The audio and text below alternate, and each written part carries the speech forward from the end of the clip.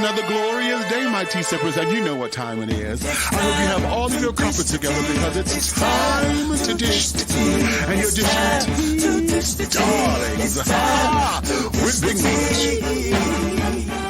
Can't wait. It's time to dish tea with Big Meat. It's time to dish tea with Big Meat. It's time to dish tea with Big Meat. It's time to dish tea with Big Meat. Darling. Hey, hello.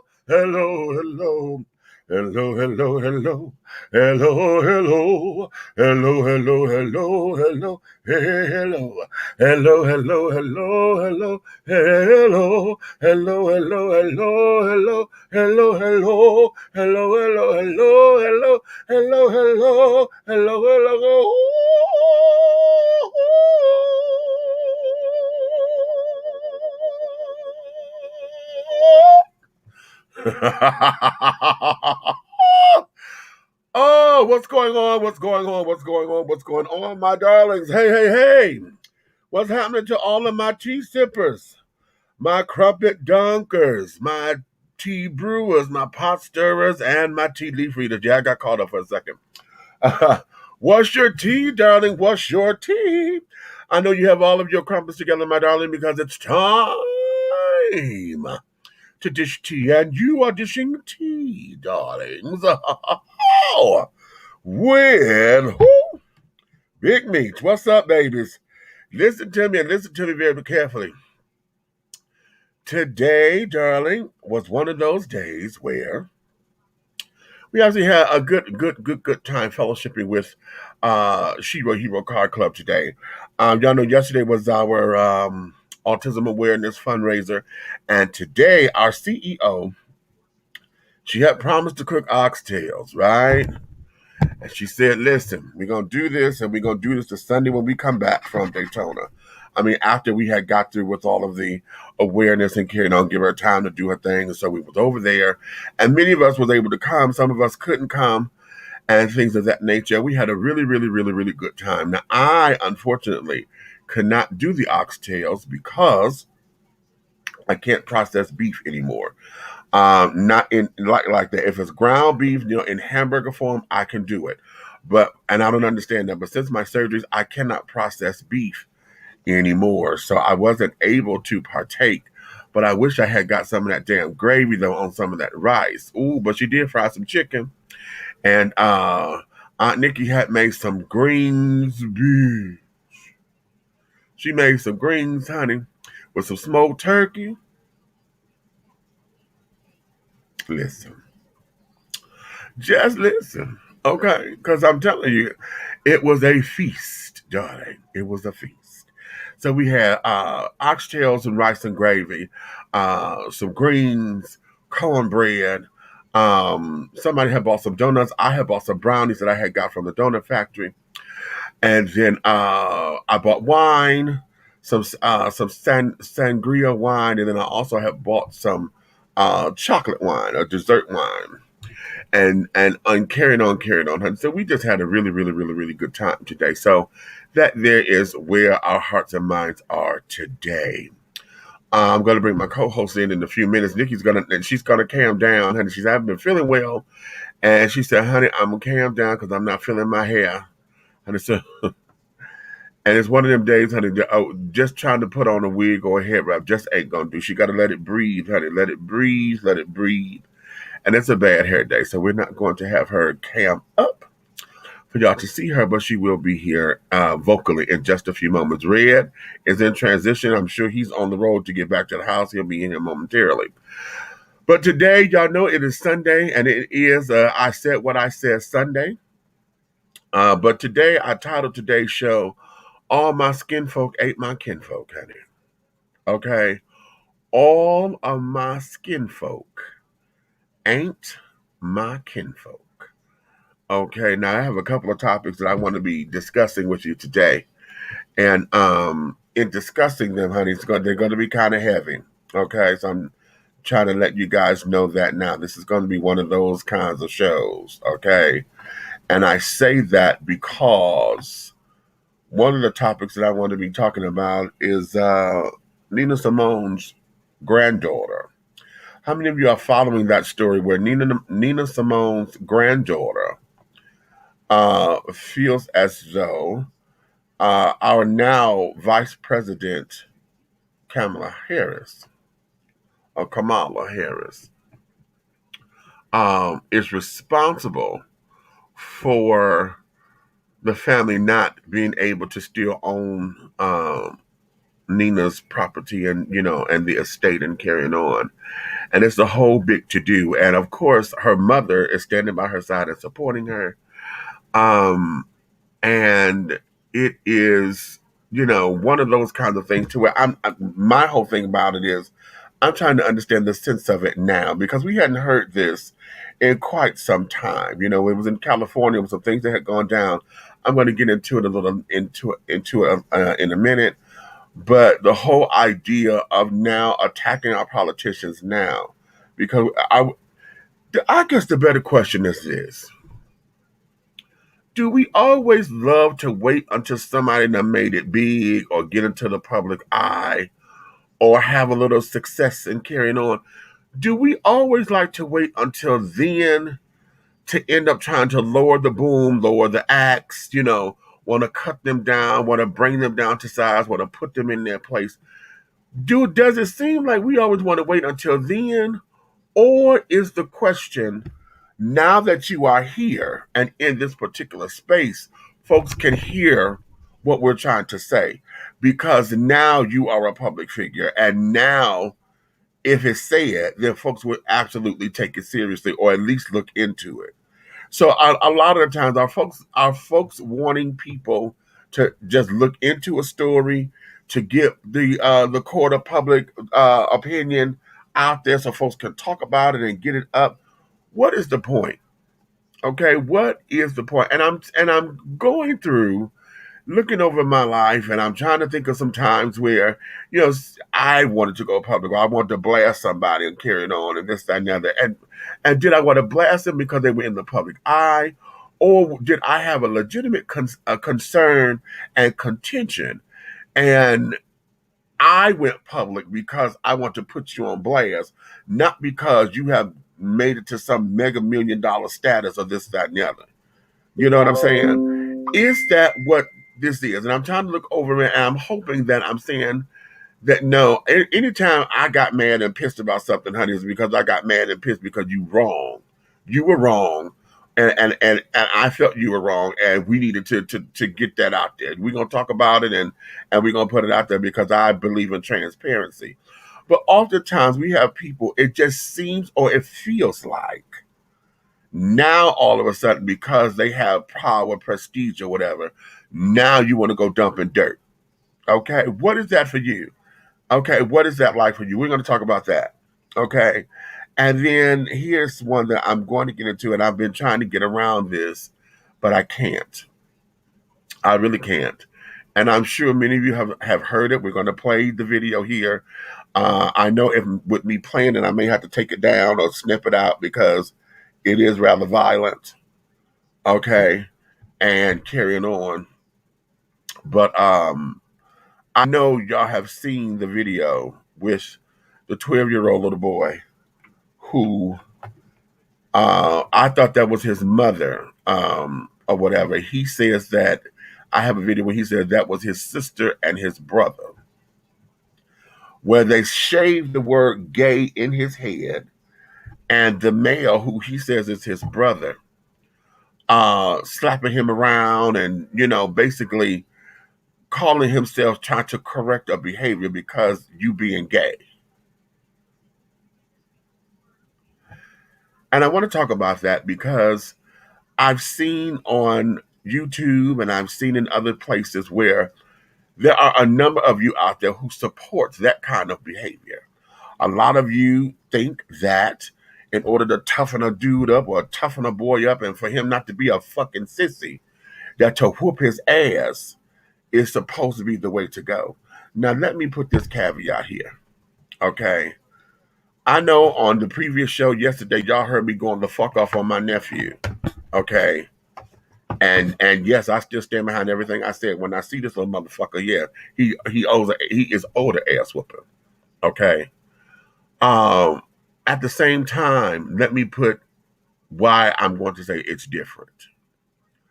The reason why I say this is different is because I have a 17-year-old caught up in this coming of age man shit that most boys end up going through when they want to buck the system and want to stand up and challenge the system, i.e., your parents or whoever, and challenge an adult and want to stand as if you are my equal because you done felt as though you got a little hair on your chest, or you're able to shave a little bit, or you found out that you got a dick and it works.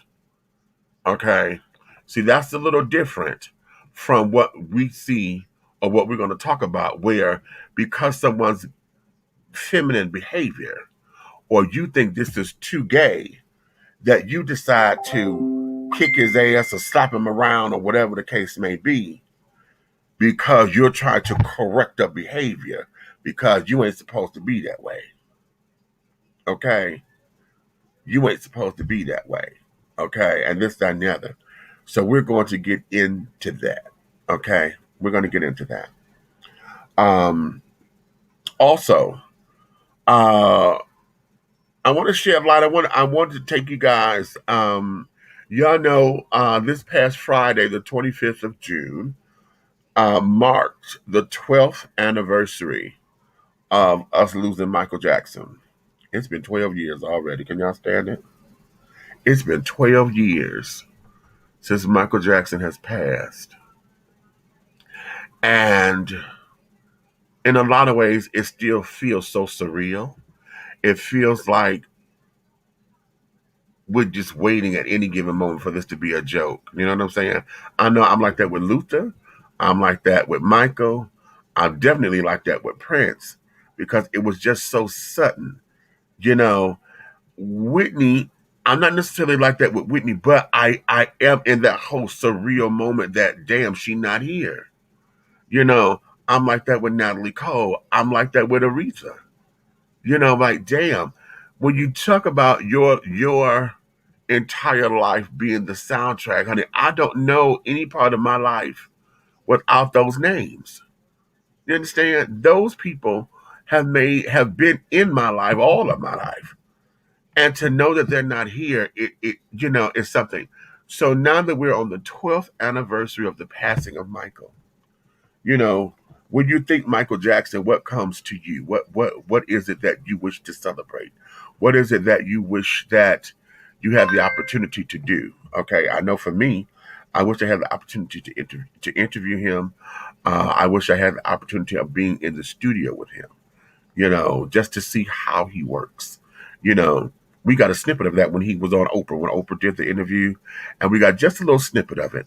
But I would love to have seen his musical genius, you know, at work, to see how he interacts with the family. You know, I would have loved to be on Never Never Land, honey, on the ranch with Bubbles and carrying on, honey. I would have loved that, and things of that nature. Yeah, and then I would have loved to have heard his side of the story about when he and Stephanie Mills were dating. Because we hear it from Stephanie all the time. And I would have loved to have heard him talk about what that was for him. Okay. And you know, how loving they were together for each other, this, that, and the other, you know. So let's get into that. You know, those are the things that I want to discuss. And then of course, like I said, I said what I said Sunday, and y'all know what this is. That means I'm going to invite all of you to come in, and for those who want to come up and talk, I'm going to invite you to come on in and say a few things. Now, you're going to have 5 minutes, baby. Okay, 5 minutes to say your piece.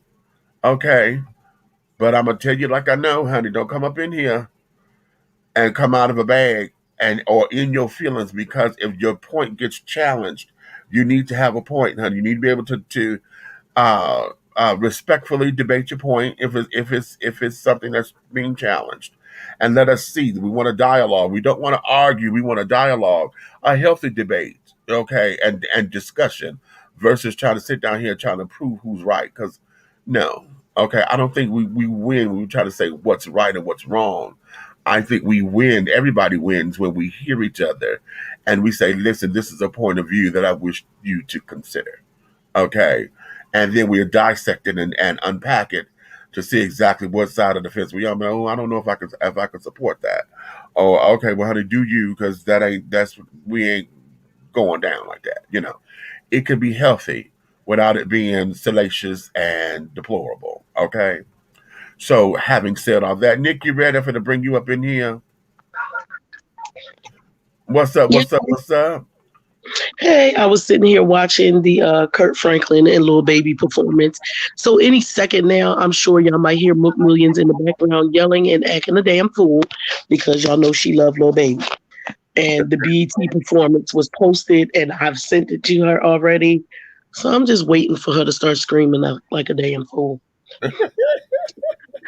But so are we going to cover the Nina Simone thing first? Because I was like, when I listened to what I listened to, because I was unaware that Vice President Harris had anything to do with any of that.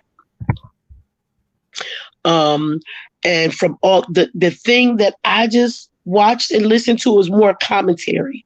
That's a little heavy. That's a little heavy, and I would love to know the motivation behind it. And then to say, for the granddaughter to say, yeah, she knew exactly what she was doing when you had John Legend sing his version of my grandmother's song at the inauguration. Like, that's pretty fucked up. Now, you know what? For me, as far as I'm concerned, that there's her being in her damn feelings. Okay. Yeah, it probably is. But I'm just saying, if it went down the way this commentary says it went down, I would just believe that it would be in poor taste to have a song by Nina Simone played at the inauguration if that is truly what happened. That's all. Okay. Well, I mean, I don't know one side or the other. But, oh, shit. If we can unpack it. Wait, where are we at? Oh, here I am. Okay. Almost lost the thing. I don't know what happened. Because I'm cammed down, I don't need to use my iPad. Because I'm cammed down, I don't need to use my iPad. So I got it on the phone and I touched the screen and we kind of disappeared for a second. So, okay. Yeah. April said, I never knew Stephanie and Michael dated. That's interesting. Oh, child. Girl. It was like Stephanie back in the day, right? Like first love, like type thing. Yeah. They dated right when she was doing the Wiz and carrying on, and he used to come to the shows and come backstage to see her and carrying on. And then when they did the movie, she's been on a couple of times, and I asked her, I said, "Were you upset with Diana because they chose Diana and not you?" And she said, "Not at all, honey, because I was a Diana Ross fan." And I understood what that was because she had a bigger name and they were trying to sell the movie, and it was a vehicle for her. But cause she said, but I was on the set. Michael used to take her to the set and she would be back there and carrying on this, that, and the other, blah, blah, blah. So, and what a lot of people don't know is the song, Can You Feel a Brand New Day? That's written by Luther wrote that, didn't he? Luther wrote that. Okay. And I would have loved to find out how to get that song in the show, because Luther sang that song independently, but he was in the group. The group was called Luther, okay? And it was he and Fonzie, and they had another guy and two girls, and they had sang that song as a group prior to it becoming on the soundtrack of The Wiz. So I would love to find out how that came about, but of course Luther's no longer here. And for both the play and the movie, okay.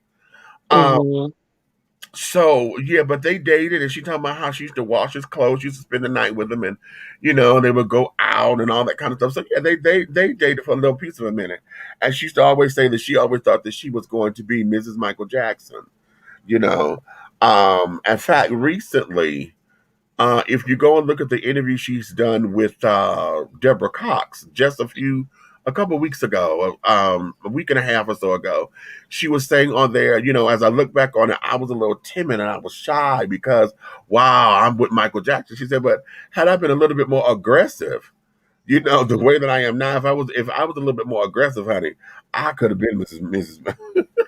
I hear that. and carried. Yes, Stephanie. But Things might have been a whole lot different, girl. right, and one of the things that is sad for me, which I think would have just been the world, honey, is if they had recorded something together. Yeah. That. Oh my God. Right. Okay. Ooh. You would do Oh that. my Lord. I'm not going to Ooh. do that to myself. I'm Yeah. not. Please don't do that. Don't do that. Cause ooh, baby. I'm not going to even do that to myself, child. Okay. That would have been something so amazing. I would have heard Luther in the background saying, and it's so amazing. Because that would have been right. amazing, honey. Baby. That would But oh my God, everything. that there is really what the hell going on here? I don't want that. Take that out. What's wrong? Okay, I'm trying to get this article, and I'm reading this from Black Enterprise. Okay, Mhm. about Nina Simone's granddaughter. Okay, I Okay. want to start there. The other one gets very heavy. Okay, Mhm. it says here. Wait a minute. See, this thing got all these damn ads and stuff, and I can't stand this little pop up in this stuff. Okay. It says Nina Simone's descendants have come forward with a shocking claim that now Vice President Kamala Harris ruined their family. The iconic singer's Nina Simone Kelly took to Twitter on Friday evening to praise Chloe Bailey's steaming rendition of her grandmother's classic "Feeling Good" after the vicenarian was semi-dragged for being allegedly disrespected Simone's legacy. The praise took a swift turn when someone on Twitter questioned why an account for Simone was created years after her death. Nina Simone passed away on April 21st, 2003, and Twitter launched July 15th, 2006. Why would her estate even make an account for her? Okay. That was the tweet. Hold on, I'm trying to get the damn thing to move. I was getting ready to say, I sent you the clip. The YouTube one that I listened to when you first heard. It's like only a couple minutes, so if you're able to, it reads it for us. Okay, well, wait a minute. Let me go there because see, this damn thing here just crashed. Okay. Yeah, this link just crashed, yeah. So okay. And please know it looked like the visual doesn't match the audio. They just got different clips of stuff up there, but the commentary is accurate. Well, accurate for them. Let me say that. I don't know who to believe. Okay. What you say? I don't know who to believe. Yeah, I don't know what the hell's happening here. Okay. At this particular point, though, I'm still going to hold. What the hell is going on?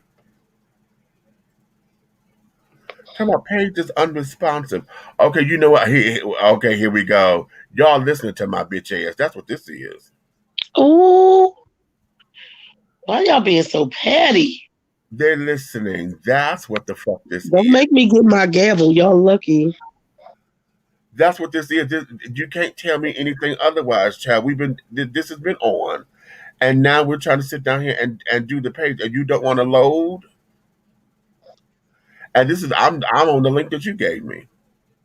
Oh, really? And it won't let you load? I just watched it. And you started talking about it is when I listened to it. Right. I'm sitting up here. Right. I'm trying to load the link, and it won't load. Ain't that a bitch? Wow. That's crazy. Interesting. Mm-hmm. Very, very, very, very interesting. And I just closed out of the other one because the one that I started reading, I just closed out of it. So hold on, let me see what is snapping on this end, so that we can make a couple of things happen. But apparently it doesn't want to give it to me. So okay, Wow. let me see if I can do it this way. Um, and try to pull it up.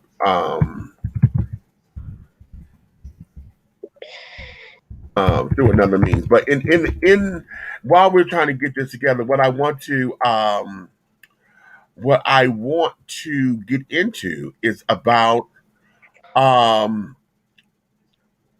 uh why is it that it seems that we wait until the children get into a whole particular do wah diddy, and then it becomes a whole, now this particular story here, I'm sure at the time that they were going through all this, I don't remember this ever being anything in the news.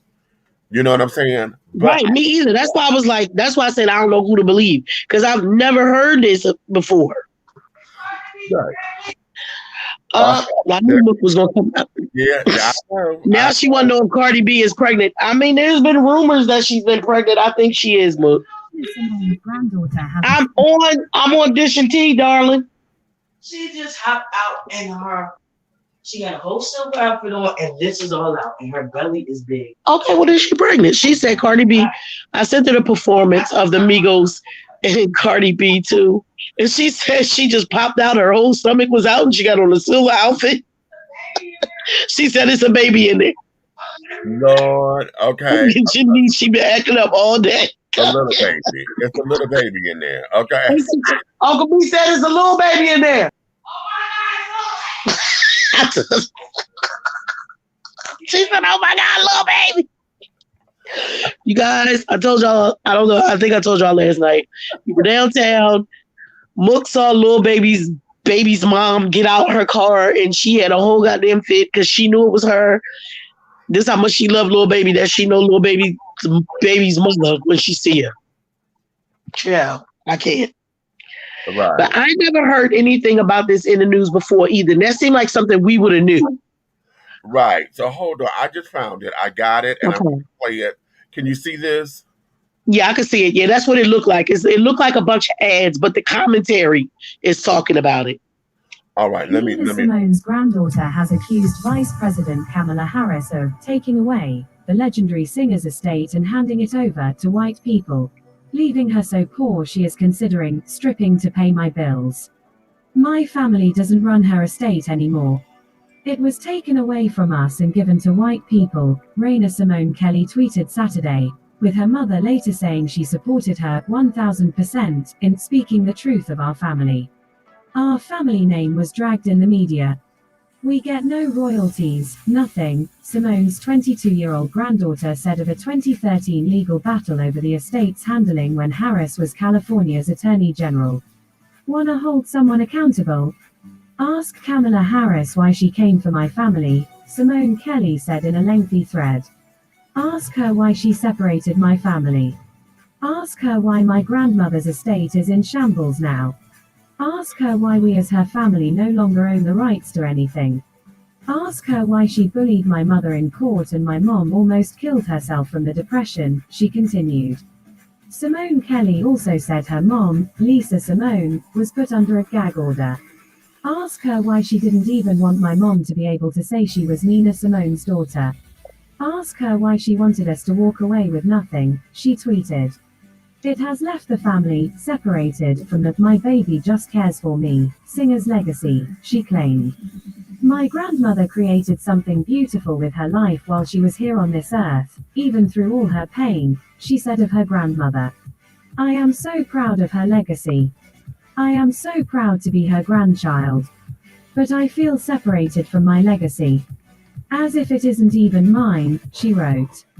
It breaks my heart to know that white people are making money off of grandma's hard work and that we have had all of our rights as her family stripped from us.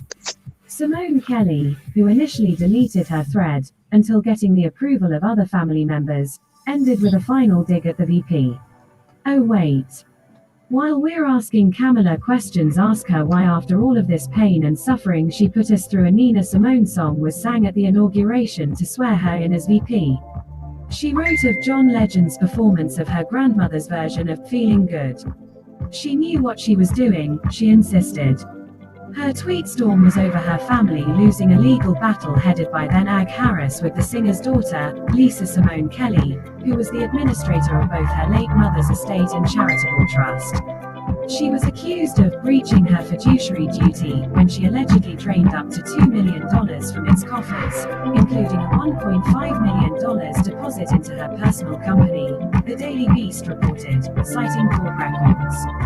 Harris had sought to surcharge her nearly $6 million, plus more than $2.5 million in interest, before they agreed for Simone Kelly to relinquish rights to her mother's work as well as the title of estate administrator, the outlet said.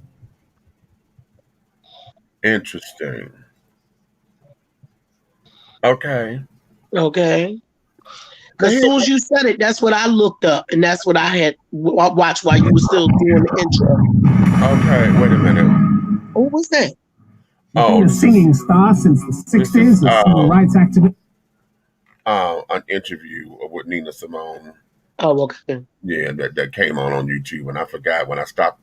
Anytime I share a page, I forget I had to stop the YouTube because it keeps going, and that's what we end up. Because it keeps going. Okay. Okay. Let's unpack this a little bit because there's something in here that's troublesome to me. Mm-hmm. The turn was a couple of things. Number one, this young woman is 22 years old. Okay. Mm-hmm. Now, I'm not saying that she doesn't know her history and things of that nature. What I am saying is this. At 22 years old, for you to have the feistiness that you have, I'm trying to understand where it exactly is it coming from, because you mad at Kamala, Vice President, as if you were right there in the midst of all of this. I was getting ready to say, what year did this take place? Okay, they said, wait a minute, 2013 or something like that. Yeah. Okay, so you're only 22 now. Now, exactly. Is it that she's going through all the stuff and finding out what? I want to give her that benefit of the doubt, and this is what I'm saying, because see, here's where it is. They said her mom was up under gag order. Okay, so the mom can't talk about it. Okay, but okay, so maybe she's trying to be her mother's mouthpiece. That's one thing. But then the other thing that's bothering me is that they said this has separated our family. Why is it that this is separating the family when you're talking about the estate? Because here's where it is. She said the family doesn't have control of the estate, but somebody does. So the question is who? You say white folks got it, but you say the family is separated over it because the mother was over the estate at one point. So what happened? What did your mother do? What did they do in order for this to have to go to court in the first place? For the attorney general to have to strip you of your fucking rights to it. Right. That's the part that I need to know. And see, this is why I'm saying that listening to all of this, you in your feelings because you said, oh, she done gave. See, here we go. We got this black shit. Oh, you done gave it to white folks, and now white folks are taking over. We don't have it. We don't do this. We can't even get the records. We don't. So now it's sounding monetarily to me. Are you mad because you ain't got no money from your grandmother's estate? Right. Because somebody dropped the ball. Right. Are you saying, because if you're blaming Vice President Harris for this, what does she have to gain by taking away your grandmother's estate? That's where I am with that. I need to hear the full story. Research department. That's why I said I don't know who to believe, because I had watched that. As soon as you brought it up, that was what I watched. So I'm like, well, wait a damn minute. Let's look this up because everything that I'm saying, see, a lot of this is all based on her tweets. Right. Okay. All of this. Yeah, it's only one side of the story. So that's why I said I don't know what to believe. That shit just threw me. Right. All of this is based on her tweeting her anger. And then she threw in the caveat, oh, and by the way, not okay, this is just a slap in the face. And okay, You claim you done did all this with my grandmother and carrying on, but yet you're gonna have somebody else sing her song at your inauguration. Mm-hmm. Okay. So something in this is where I need to find out where the disconnect is. Because I'm not saying, and again, I'm not saying she doesn't have the right to be in, and the entitlement and all that to speak about her family, what the legacy is. My question: Right. are you doing your research to find out what really happened, or are you mad because your mama done told you some shit? You done found out a little bit that support what your mama said, and now you neck rolling because you evil. Yeah, that's why I said, Meech, I don't know what the hell's happening. I You don't know, know who to damn so believe. in this, Yeah, we can't just go by just her side. like I'm We saying, have to, yeah, the journalists in us, the commentators in us, the interviewers in us cannot just take the one side. We can't go with just only one side. no. And it doesn't seem like Vice President Harris has responded to any of this yet, has she? Okay. No, she hasn't. She has So not. But see, here's where this is, and this is why I say that this has got to be researched because y'all went to court, so this is not public record. right. Okay, this is public record, and everything that has happened as far as what happened with the conservatorship and the rights to the estate and carrying on. Why is it that the mother was pulled off of it? Right. What is it that she did not do? Because what the clip say about the $1 million and carrying on whatever these Listen, it was so much. I don't know. Because I'm like, okay, because when it was like you took it away and you gave it to these white people and da da da da, we don't even get no royalties and da da da da da. exactly. Okay, but if your mom was the person over the estate, your mom had to be mishandling something for them to take it for the government, for officials to get involved. Exactly. Somebody had to claim that your mother was doing something wrong. Because who would know? Right. And here's the thing you said.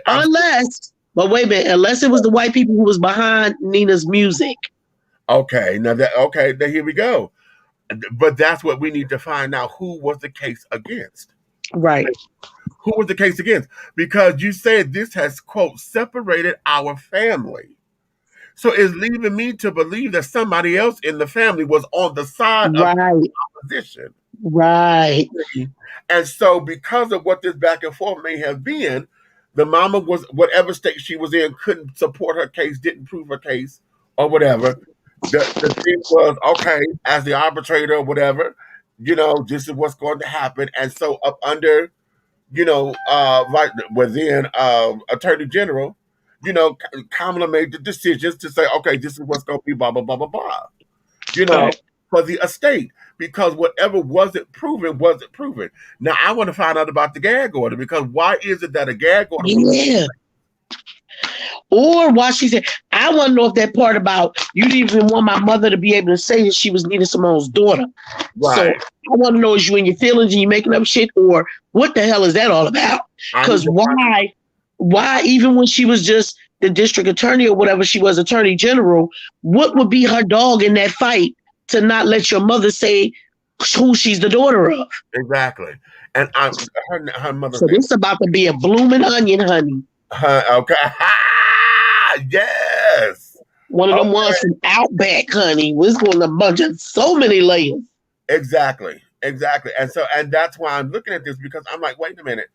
I understand, like I said, I still hear her, and I know, as a young feisty little something, honey, she wanted to be the voice, and she want to stand up for her mama.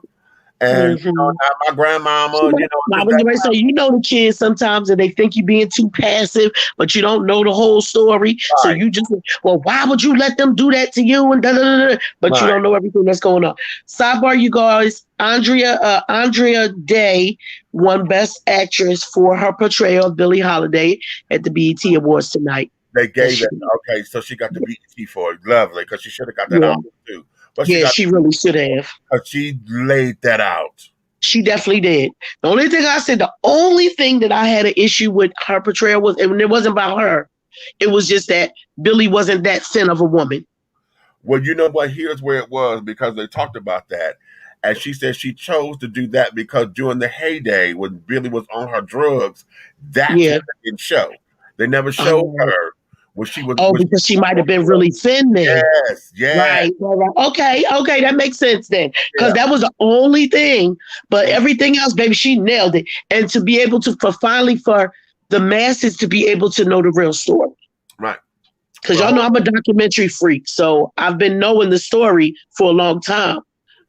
And I'm glad. Now, let's do this with that particular thing because, see, this here is inspired by what has happened, but a lot of that dialogue was kind of like what they did with One Night in Miami.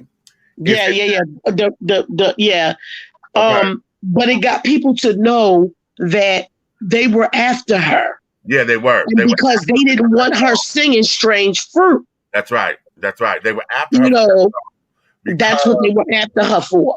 Because they did whatever that was, and which is one of the reasons. And now that I understand it, that was one of the reasons why she lost her cabaret license. Yep. Because she kept saying that they didn't want to give it to her. They didn't want to give it to her, and so they found a way to tack that on in addition to the drugs.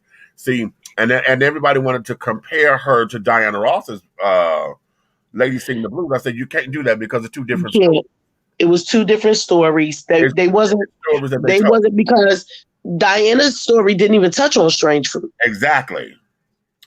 It had nothing to do with that. What they showed was the drugs, and they showed her into her life when she was molested and this, that, and the other. Right. That was for her. How the business did her and how they got her hooked on drugs and then was trying to keep her. Once they got her hooked, now they want to throw her out there to the wolves. Okay. So I just came across the thing now too. It says Chloe Bailey, the little girl from Beyonce's little girl. So I see her creating Feeling Good at Home, the behind the scenes. I have that clip. Somebody sent me that. I have not heard her rendition of it, but I haven't heard it either.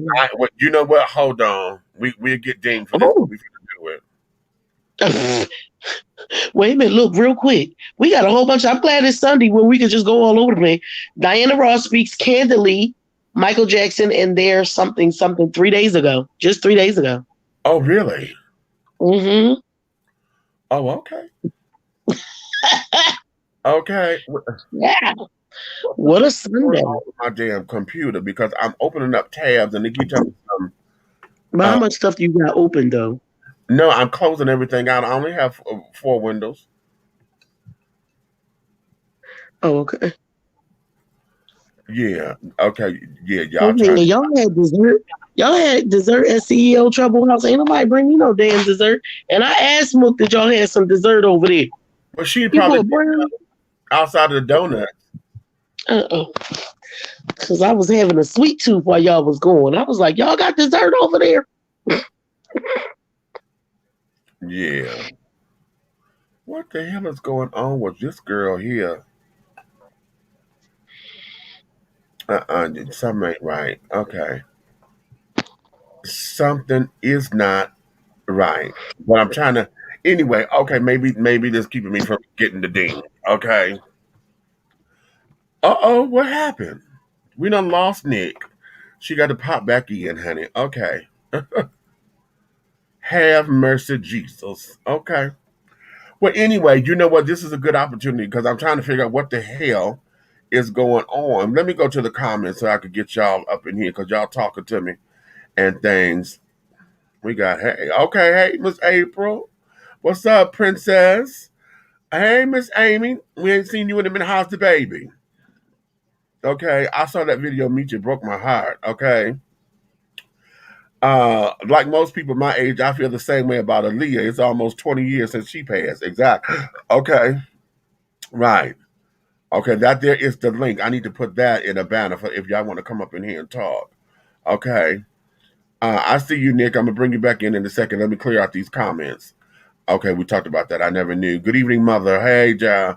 Okay, First of all, what is with the bad acting that is totally unrelated to the story and all of these pale people in it? Shaking my head. Second of all, why wait until now to bring this up? Interesting. Okay, and that's the question. That's what I'm asking. Does it seem as though we wait until people either get to a certain plateau that we either try to, rake them over the coals or do whatever the hell that is? Or is it the fact that we see that now people will finally listen because this person is in the spotlight or whatever? If I say this, it will bring attention to it that we need so that we can get the momentum. Is it that, or is it just folks just trying to be messy and tear folks down? Because we hadn't heard about this. Now, mind you, like we said, the granddaughter is only 22. Okay, only 22. See, so now do we have a young person, a little millennial or Gen Z or whatever the goddamn generation is? Do we have someone who just hooked on their feelings and now trying to assert her adulthood and speak up for the family because her mother had a gag order? Okay, and then what is this separate? This separated our family. I'm still stuck on that quote. Because I'm like, something ain't right. Something else is in this story that's not being told. And this is why I'm thinking that because of this tweet that went viral and got everybody talking, see, we have a lot of pieces that's missing, which is why I need to go. I would love to pull all of the court records on that and to see exactly what happened, or at least get the highlights from the court documents. Okay. Nay, what's going on? Hey, baby, I've been in bed all day. Yeah, I heard how you wasn't feeling well today either. Okay. Oh, Tracy, what's going on, Trace? All right. Thank you back. Yeah, I was watching the Feeling Good performance. I'm not sure if I don't know. Let me shut up. Okay. You know what? I might have to just watch it and listen to it when I'm not doing anything else. Okay. I mean, she has some really. I just heard her with this super amazing low register. I heard her go down like lower than Tony almost. It was dope. Oh wow! Okay. But I don't know if the performance matches. Maybe because in my head I'm thinking Nina Simone, and so but Chloe has like a very sexy performance to this. So it's not computing with me right now. I don't know. Okay. I feel you. I'm still having a problem trying to open another screen. I think I know what the problem is. I got too much shit on this computer. I got to take some of these files off so it can free up some of the spacing, so it can, roll and carry it on. But yeah, so that there is what I'm thinking on that particular part of this particular story. Is that we need a little bit more insight to this because a lot of people have just been acting crazy and simple and carried on. Okay, Bucks, check it in before I hit Bigo. Okay, how y'all down there in Detroit? Did y'all get any more rain and things? What's going on? Has the water started to subside? I talked to Buck earlier. He said it's he's getting his thing together. For him, it didn't hit his basement as bad as other people's. He said he thinks the only thing he needs to do is go down there and relight his pilot light for the hot water heater or something. It might have knocked that out. But he said, it's not as bad as so many other people. And I told him I thank God for that. Okay. Tracy said, did y'all see the Mary J. Blige movie? I haven't seen it yet. Yeah, we talked about it yesterday. But because yesterday I posed the question of, after seeing her documentary, are you able to have a documentary done about you? Okay, would you be able to sit down and live a life where the entire world who feels as though they have access to you can have an opinion about your life openly and freely, regardless of, having no filter, and just think they can say it because they can, and that you're just supposed to take it because you're in entertainment or any kind of, you become some kind of public figure? Are you willing to have that kind of life to where when you make a documentary and share the hell and the shit that you've gone through? I would love to be there. Could you handle it? And I don't know if I can handle it, but I would love to do it because sometimes people always talking shit, especially to the people that they deem successful. I ain't in that category yet, but to the people you see success. And it's like the old folks say, you see the glory, but you don't know the story. Okay, I'm a 25-year overnight success. Okay. Okay, that part. Buck says no shows for me this week. We'll be back next week. Okay. Hey, me, Ruby is doing great. Amy. Now, okay. Okay, hey, Bug. Yes, I'm good, family. Okay, cool. Hey, bro. Been gone for a hot minute because the family visits and going through some personal stuff. Missing y'all. Listen, keep your head up, Me honey. too, baby. Just had to tell one of our car members, honey, she going through a lot. Life happened, and life come hitting like a motherfucking freight train. But we told her just yesterday, Miss Ma'am, you may be standing, you may got a wobble, but you're still standing, honey. Okay. You may wobble. You have to wobble with it. Wobble with it. Wobble with it. Wobble with it. Okay. Come on. Right. Okay. Okay.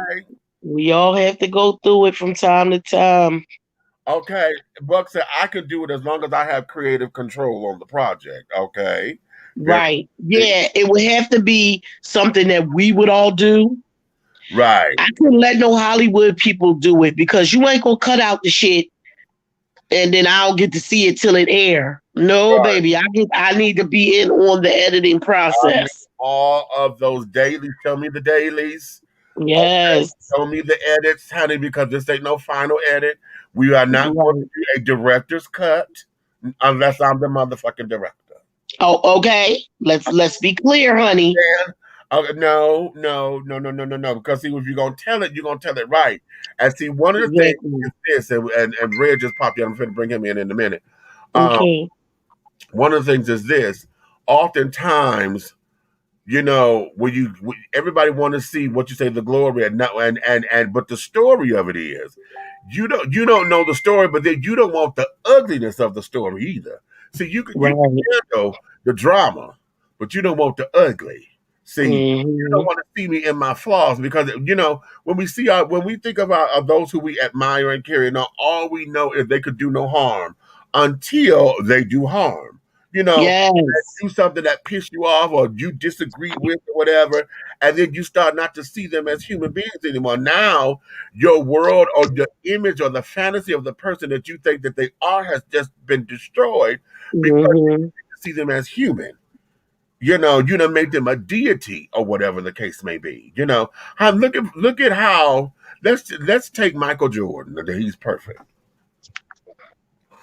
Yeah. Take this arrogant son of a bitch called Michael Jordan. Oh, yes. Okay. Who had the nerve to tell folks that he's not arrogant. Okay. And I heard him say that one time, and I think then he recanted that as he got older. Okay. But let's take him because as long as he's on that basketball court and carrying on, honey, he's the greatest in sliced bread, blah, blah, blah.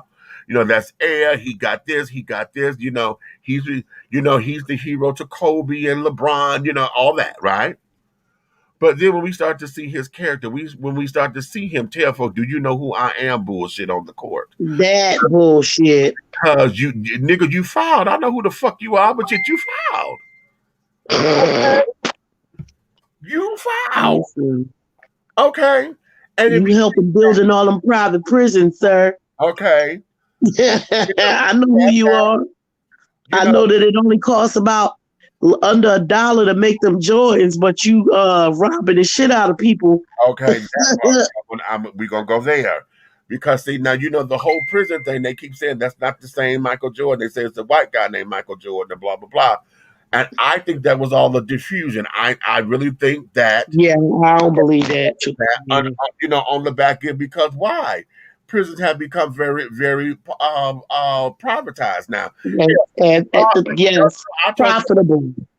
I told you that a while ago, honey. When I found out that Bob Barker Industries is the same Bob Barker from motherfucking Price is Right. And since 1952, your company has been providing all the jail shit, the soap, the flip-flops, the this and that. That's your company? And am I mad? I don't know if I am. I think I am, but at the same time, I can't be. Because I don't know if I'm mad because at the end of the day, they need that shit. Yeah, they need it, but I'm looking at it from this particular perspective. But he been making a whole bunch of money off prisons. That's how I look at it. Black folks incarcerated. Yeah. Let me go, and I'm stressing that. You've been making all this money off of black folk incarcerated because hell, whenever I have to do listen, and they just went up on the prices too. For what? For the hygiene kit. Is that it? I get from my son. That motherfucker is $12 for what you get at a hotel. You get a little bitty bar of soap, bitty bar, the sample sizes of some shampoo and conditioner, a bit of deodorant. He gets something else. I think he get a roll of tissue and maybe 3 postcards to send or some shit. Whatever the damn is. It's 12. That damn thing is $12.75 fucking cents. That's crazy. You hear me? That's so crazy. It is ridiculous. Now I don't know if he's the same company that's doing it here in Georgia. I know, and he might be, because when I found this out, they were like, "No, I had many people who've been in different prisons across the country." I said, "Yeah, Bob Barker Industries, yeah." That's in fact they said that's what's stamped on the wardrobe and shit.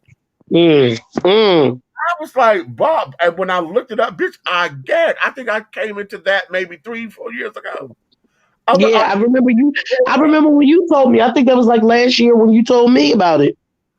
Are you kidding me? I'm still mortified by it, So when we talk about those, and now, what and again, do I see that as a character flaw? That's a personal choice or whatever. But I was getting ready to say, because listen, so how will we look at it if it was anybody who did it? Right. Exactly. Like, because will we be mad if we bought stock in that company? And there we go. Right. As a stockholder. And that's where I'm going. Because see, now, as regular, quote unquote, regular people who don't have the status, of being a public figure, does that change the game? Because when you get public figures and then you start to see their character flaws, then that gives, we have people who got the option or feel they have the option to put their mouth all on you any kind of way. That ain't right. Right. Okay.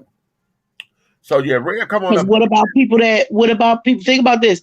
Think about if you was at the groundbreaking of a company that made flip-flops and toiletries and stuff like that, and then somebody able to broker the deal for them to be able to supply it to the prisons. You was already involved. Right. See there? So you got to think about it all kind of ways. Hey, Kat. Was it being a clever businessman, or was it being, shysty? Is it a backdoor thing? Right. You know what I'm saying? And that there, I think, is all, beauty is in the eye of the beholder. That's going to be your personal, how that aligns in your personal belief system. But at the same time, because Bob Barker is such the person that he was, as far as being the game show host, loving America, blah, blah, blah, blah, blah. Right. Any ugly on him, you know what I'm saying? Right. Until whenever. So now, because we got the ugly, does that, imagine that in a documentary. Yeah. And now the world gets to scrutinize you and get to see your flaws. They get to see you, reality show don't do this the way they're supposed to. Because see, if I'm following you like I'm supposed to follow you, then that means I'm going to see you going here taking a shit. Or at least the bathroom door. At least going to the bathroom door. And somebody come behind you tell me something, damn, you stink. What you you know what I'm saying? We don't have that. I don't see you in the mirror popping pimples and carrying on because you're trying to get that together. I don't see you taking toothpaste to put up under your eyes to get that puffiness to go down because you're trying to get ready for a damn photo shoot. Oh yeah, listen, preparation H work too. Yes. Okay. Right. Okay. I told you a long time ago. Brian told me that, and I was like, I ain't put no ass cream on my eyes. But then you thought about it. If it shrink hemorrhoids, then yeah, to shrink the stuff in your face. I need to get some actually, cause who? Okay. So that there is what that was. So so that was some of the things that was from the highlights from when we were talking about that, and then we didn't really get into what you laughing at, Cap? Huh? Per se. What you laughing at? Well, it was basically on what you just said, Auntie Nikki. The ass cream on my face. When you take the concept of a skin shrinkage cream, right? Yeah. I thought the funniest thing in the world that Lorena could have done besides cut it off was motherfucking saturated in motherfucking Yo, I told y'all he ain't got no fucking sense. I'm so glad I'm not jammed up. He make me so damn sick. Listen, that's why I couldn't go to the dinner today, y'all, because I didn't feel good and I wouldn't have been able to handle none of his food. Okay.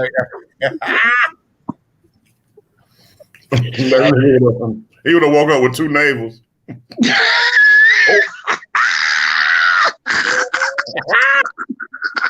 I am not with you. No. I put up a video of Paula Dean from yesterday. She looked old as shit. Damn. Who the fuck eat an onion pie? What the fuck is that all about? That clear your skin up. I'm not eating no onion pie. That's the best way to clear your skin up from the inside out. I'm glad I don't got to worry about my skin. Where the hell? Look, where Meech go? Did you make him leave? He went to hide the preparation H.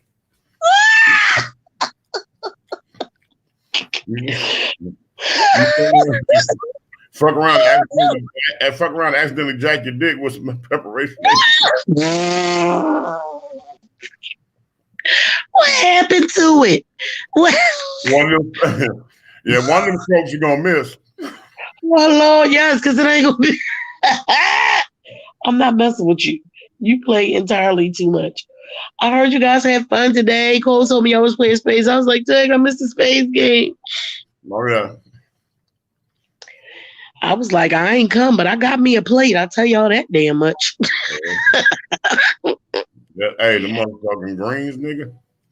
Oh, look, you know, if I can't come, I gotta make sure I'm represented.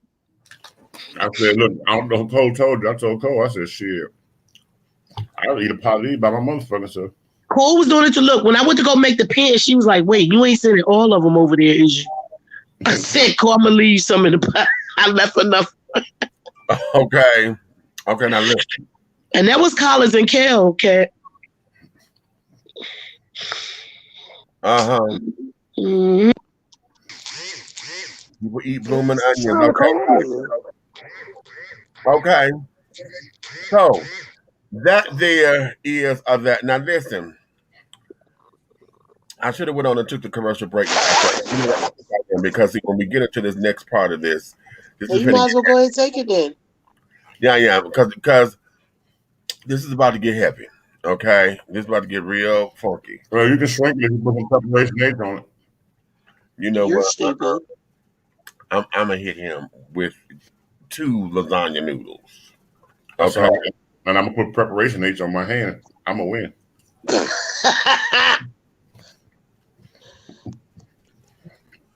Angelo Ellerby, the Henry Higgins of hip-hop, is the founder, president, and CEO of Double Exposure Media Relations. Double Exposure Media Relations is a full-service public relations, marketing, and artist development firm specializing in publicity, photography, artist promotion and artist development, makeup artistry, event production, and EPK development. Celebrating over 45 years in the industry, Angelo believes that a culture that does not take care of nor respect its artists is a culture that leaves nothing behind to appreciate. Let Angelo help you make dollars and cents of the entertainment industry. Contact Double Exposure Media Relations at 201-224-6570. That's 201-224-6570. Avea, Liliana, Olivia, Nyla, and Nasia. This is Alo Nana. Hey everyone, it is your girl Aunt Nikki, and I am here to tell you about my Alo Nana Creations collection. So let me tell you what this collection consists of right now. Right now we have all natural body butters, all natural rose water spray, and handcrafted crystals and beads jewelry. That means you can get necklaces, you can get bracelets, you can get waist beads, you can get anklets. You can choose from what we already have, or you can give me a call, hit your girl up, honey, and tell me exactly what it is that you think that you need, and I will create a piece especially for you. Okay, so I want y'all to get into this. Yes, I sit here and feed every last one, honey. I'm having such a good time doing it. If you guys didn't see in the beginning when I called out those names, honey, Avea, Liliana, Olivia, Nala, and Nasia, those are my granddaughters. That is where the name Alo Nana came from. We started with the body butters. Then I went into the jewelry. And baby, I just added this rose water, honey. And I am telling you, it is amazing. Look at the ending credits to see where you can purchase you some, where you can order it.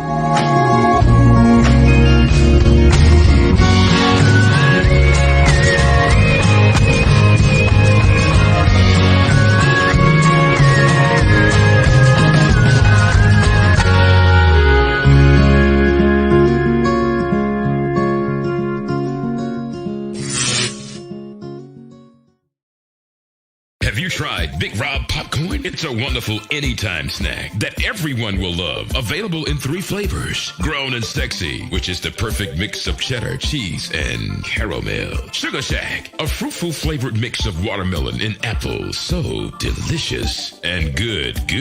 How about spicy butter and white cheddar? Everyone loves it. That's why it's called good. All Big Rob snacks are manufactured in an FDA-approved facility and flash sealed for freshness, safety, and worldwide delivery. To order, call or text 937-367-8650. That's 937-367-8650. Or contact Big Rob via Instagram at HeyBigRob. As the holidays approach, take advantage of the holiday special. Purchase more than 2 bags and receive a free CD. Call or text 937-367-8650 to place your order now. Big Rob popcorn, the perfect snack that you will love. It's so delicious. The views and opinions expressed here on Dishing Tea TV are strictly those of the hosts and guests of this program. They do not reflect the views and opinions or governing actions of any of the sponsors or affiliates of Dishing Tea Entertainment, Artist First Entertainment, Big Guy ENT, Atlanta Hot Radio, Black GDP TV, or Diversity TV. Your viewing and listening discretion is advised.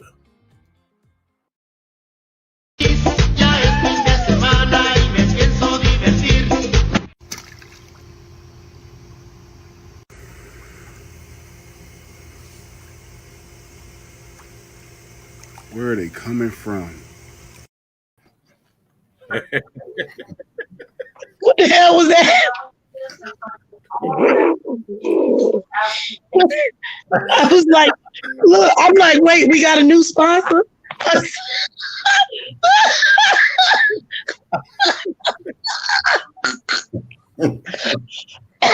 Y'all play too damn much. Baby, I want to put it in there now because I want to get light for a second. Because I can't. See, what y'all got to understand is he didn't tell us that was going to happen either. So I'm like, what the hell just happened? I didn't know what happened. Hey, wait a minute, Auntie. I saw the motherfucker sent the shit to my phone earlier, right? Oh shit. So I saw it and I was laughing to myself. I said, Lord, this motherfucker sent me something else. And I left it alone. And then right now, when I'm sitting here waiting, and all of a sudden that shit came out, I said, what the fuck? baby, Oh Lord. yeah. Look, I've been wanting some kind of dessert or sweet something all day. Mook forgot she bought these Keebler fudge stripe cookies. Oh. She know y'all know as soon as I open something, she come. Y'all know she greedy as hell. Well, let's get into this. I'm glad we had that laugh because now I'm. Damn, I told y'all. What you got? Look, y'all heard her? What you got? Steps said, what you got? What the hell kind of micro dog hearing do she got up there? I forgot about that. Didn't I say she forgot she bought them? All right, come on, Mish. Let me get back to the story. She done found out that I got her cookies. Fine. Girl, you finna get into this. Okay. It is very disturbing. If you're watching this live and you watch it with me, I'm sure you've probably seen it before. If you watch it in repeat status or whatever, and you don't see the videos because I had to cut it out, okay? But this is what this is.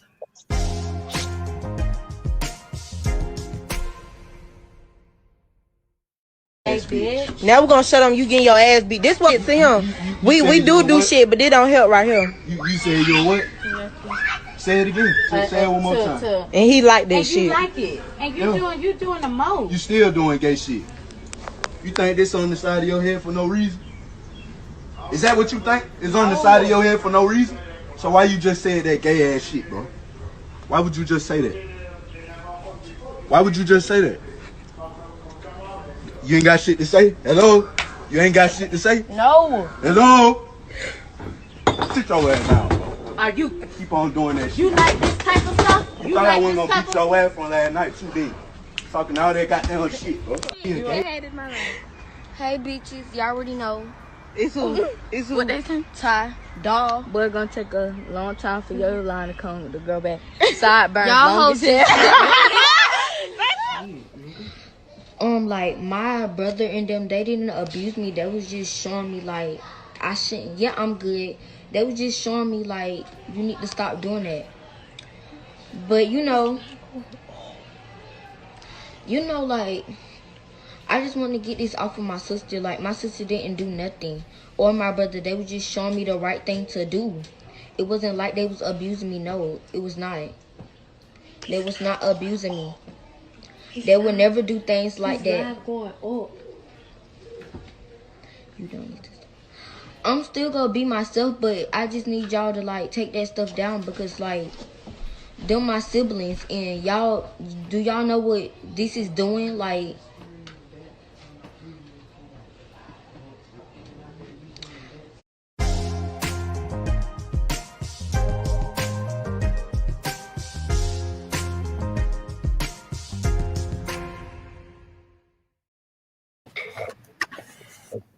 Me. I'm gonna tell you something. And you probably ain't gonna like it. But that ain't new. Oh, trust, I know. At the end of the day, that is step one of coming out. Mm-hmm. I love that he said, I'm still going to be me. I'm glad that they didn't shut him down so much because he's taken up for something that, see, and this is what happens when people are closed-minded and don't have full understanding of what needs to be happening, right? Mm-hmm. So in their mind, they probably think that they're not being abusive. They probably really don't think that they're being abusive. And now he's taking up for that. But I love that he was able to shine through it and still say, I'm still going to be me. But those are my siblings. Please take that stuff down. But see, he's not. Because it's affecting everybody. But go ahead. He wasn't being abused. They were not abusing him. They were displaying what we talked about this word. Mm-hmm. They were displaying a motherfucking supersonic sign of ignorance. Right. Look at the community that they're in. Look at what, you know what I'm saying? You got to check the environment. And people only imitate their atmosphere. Mm-hmm. And all they doing is doggone showing a doggone, they showing their perspective. Because I thought that was the parents. No, they showing a perspective on something they don't know. Right. And what they say, ignorance is not knowing.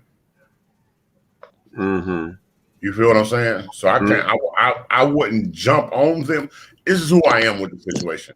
I wouldn't jump on them for what they did. I would jump at them. Oh, break that down, Red. You understand what I'm saying? I'm not going to doggone browbeat you and dog walk you, but I want to educate you. Okay. Okay. Because being siblings, there's a different type of bond. So if I educate you, it will redirect your energy and how you approach your brother. At least you had that. At least you had the information to be able to rethink. You know what I'm saying? Because the thing is, when you don't understand that something like that can make that child kill itself, like so many kids have. You know what I'm saying? I don't think people really realize the magnitude of it until something happens. And in this day and age, we shouldn't have to wait until something happens. Let me tell you because something. Everybody think it's cute Nikki, until somebody in their family is gay, and then they don't know how to handle it. How come you can handle it? You see it all day, every day. But people don't know. This is the crazy thing. And all of us have walked a lot of hard walks, the three of us. Right. People don't know when you're at that thin wall. And on the other side of that wall is the end. And people don't know it. And the funny thing about it, which I ain't gonna say funny, but the fucked up thing about it is sometimes you could not even know your damn self. That's true. Because, and I'm speaking from my personal shit. I've shared it with Meeks before, and I don't know if he remembers the story. I woke up in the rubber room. I tried to kill myself. Listen, I don't even want to go there with that. I woke up in the room, and every day I think about that. I think about the people who stepped up to doggone slap me back into reality. And it's always the people you don't expect. That be it. Yep. All right. Because 9 times out of 10, it damn sure ain't none of the ones that you wanted. The ones who you really needed to understand the pain you was going through. Because the people in my lowest, the people who came to my rescue, you all met one of them, which was today. He was over there. You didn't see him when he came in. Maurice came when you was there, right? Yeah. Okay. He was one of them. And then the other two, one was my little brother, my younger brother. But the one that led the mission to come save me from myself was my son's mother that always drugged me through the courts. She paid for everything to make sure all of them could get down there. She paid for the trailer. She drove the truck. She doggone got them to go to the apartment and empty that motherfucker out of all my belongings while she came to the hospital and pretended to be my wife and signed me up. And this is somebody that I had no dealings with at the time. We were at enemy. She drove from Cobb County to Athens, Georgia, Athens Regional Hospital, and got me.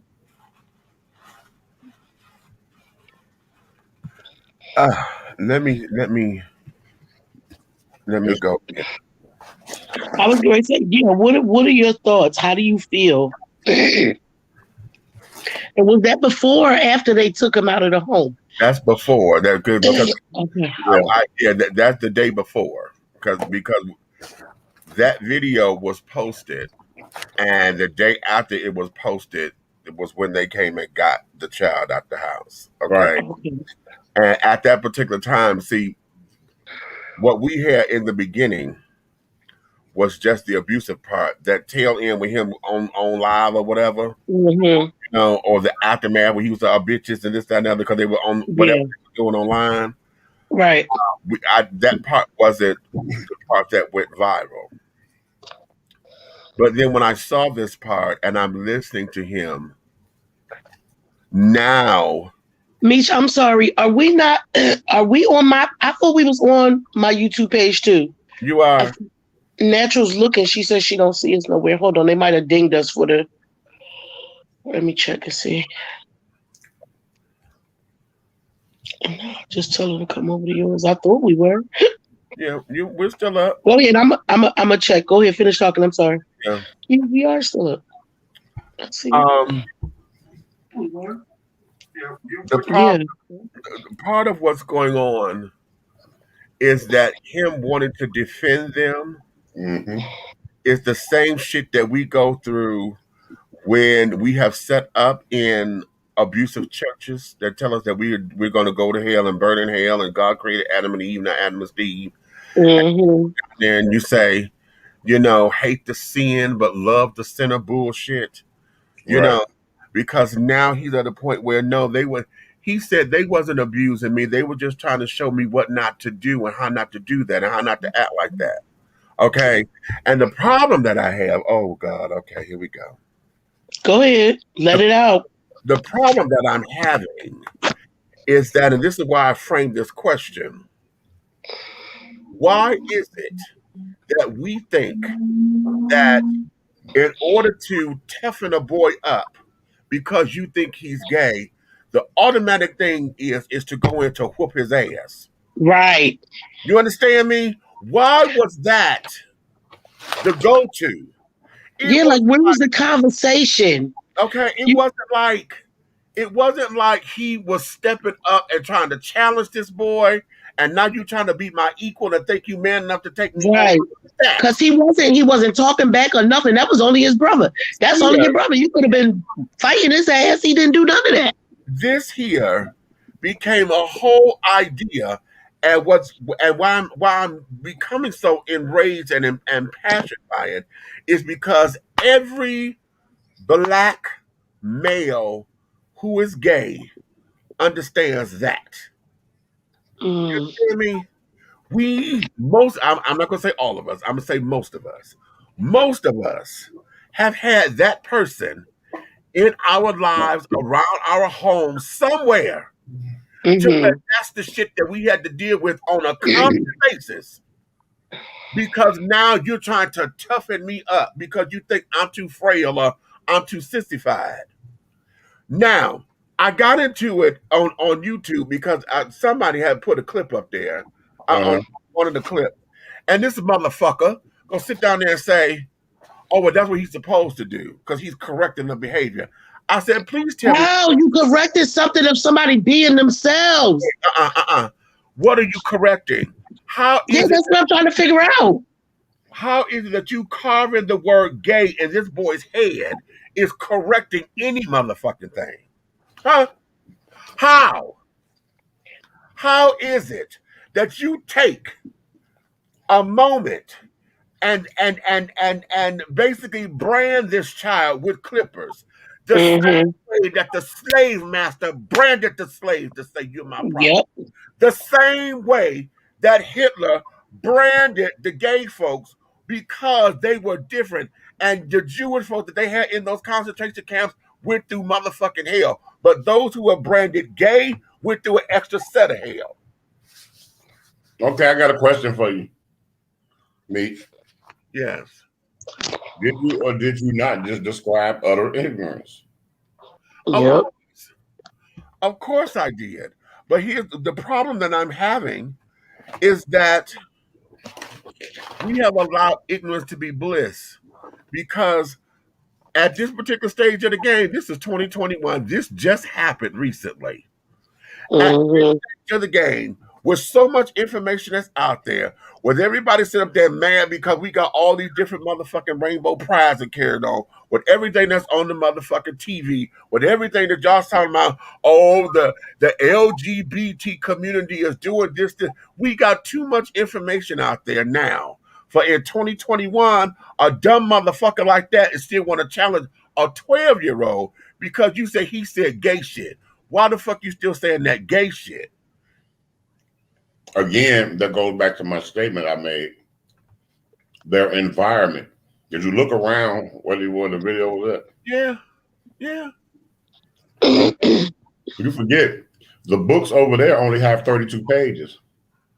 In the upper neighborhood, the books have 132 pages. And over in the upper neighborhoods, they will already have the knowledge and not the ignorance. See, this is where it gets a little tricky for me. Because I'm telling you, no, I don't like it. I'm gonna tell you why. I'm trying to chill. No, I get what you said. I get what you saying, Kev. Yeah. Yeah, but I'm trying to chill on the whole subject because what y'all don't understand is I had a motherfucker when I was at motherfucking 10, 11 years old. Him me up in a fucking bathroom.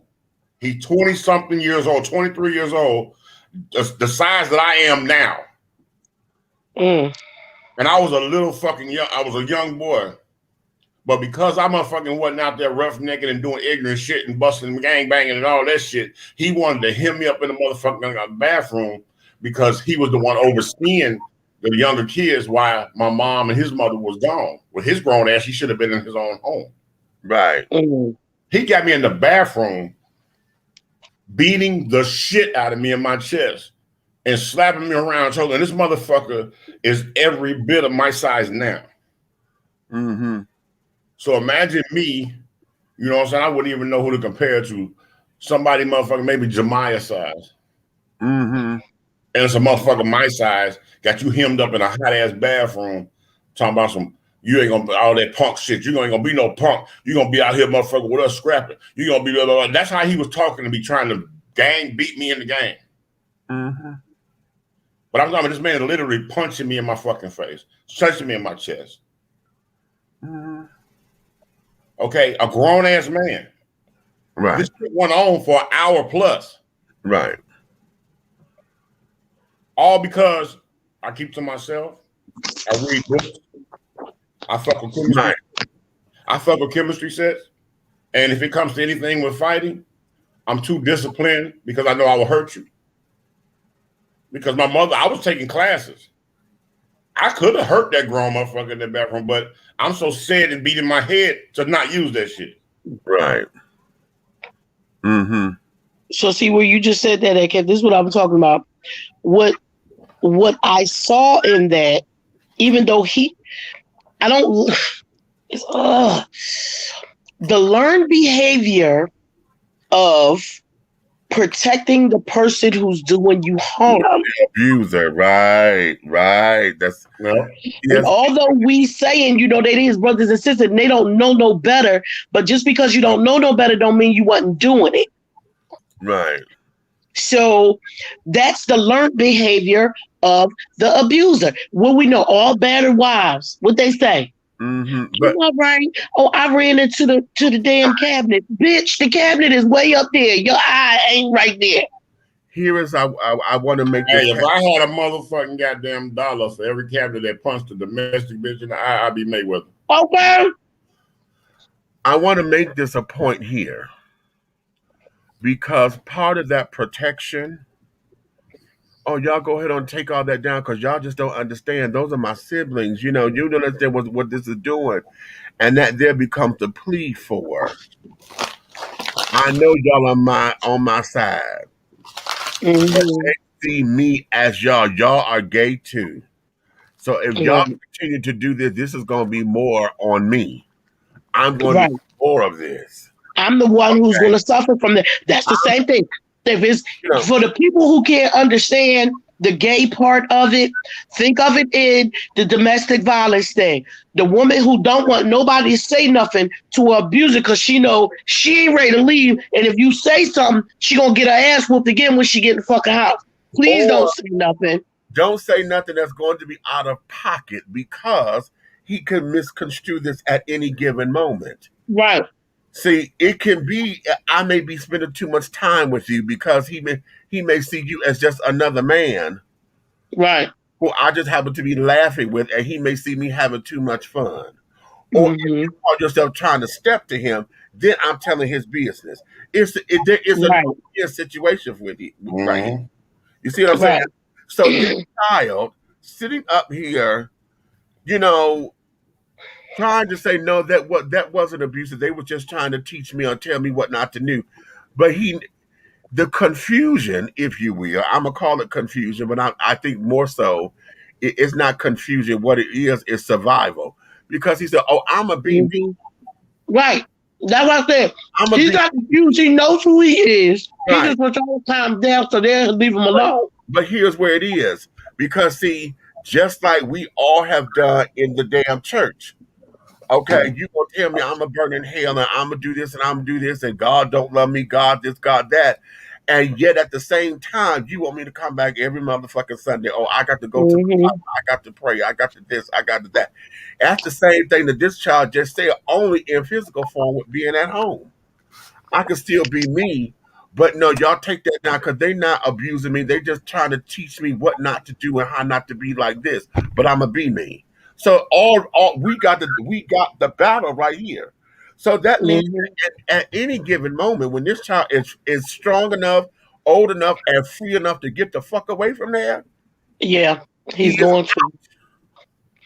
And I was trying to find my sister girl Hope Giselle because she did a post. And she sat down and she broke that down. She said, "This is why when black gay kids get up and they leave, why they don't come back. This is why and why they don't come to the family reunions. This is why." I see. Yeah, I watched that. Okay, I watched it. If they do, they coming to let you hoes have it. Right. Okay. And this is why. Because we have normalized this as natural or supposedly regular behavior to try to raise our boy. This is the kind of shit that Judge Joe Brown advocates. And I don't give a fuck what his mouth say. This is the kind of shit that he would sit down there and say, oh, this is man training. Sure. This is the kind of shit. Because I told y'all my story. I told y'all, man, when my father hemmed me up and come grabbing me by my motherfucking collar, talking about something, am I a punk? And I said no. And he's shaking me like a motherfucking rattle, asking me, am I a punk? Because we ain't got no fucking punks in this family. And then throw me a motherfucker across the room. This is the shit. You understand? All in the name of black masculinity. No, let me take black out of it. Because, see, I've heard similar stories from my white counterparts. I just don't know their struggle because I don't live in their houses. I know what we as black folks do because I've seen it. I've experienced it. I've seen it in other households. I've seen folks get kicked out of their houses and shit. I've seen it where, hell, I told y'all, during my teens, I didn't have regular one-on-one fights. I had the gang fight. Me and 5 and 14 other motherfuckers because I wasn't masculine or I wasn't whatever or I was the bad, whatever that is. Because we in our community say that this shit is normal because this is how you man up. And as you heard in the video, oh, so you like that shit. Oh, this is what you like? Oh no, we gonna stop that. Okay. And y'all and folks have got it in their minds. And this is way beyond ignorance. This is way beyond ignorance. Because what this has crossed over into is straight up automatic hood shit. Because now you're trying to prove a motherfucking point. Right. You have no knowledge about, you don't even understand that. A 12-year-old, and then catch this, because see, there's another video that came out. There's a news report. An acquaintance of mine, he's running for he lives in the same ward that the baby does, okay? And he's running for councilman over there. And he had gone out and found out that was in his ward. He went over to talk to the mother and the child prior to them removing the child. Okay. And he said, now we have another somebody in the system. Okay. Right. That's what I said. Like, and now is what they're doing to him in the system. And that's what we're talking about. Now we done took him out of here and then put him in the system. And was that better? Because in most cases, the system is sometimes even worse than the situation you call yourself saving them from.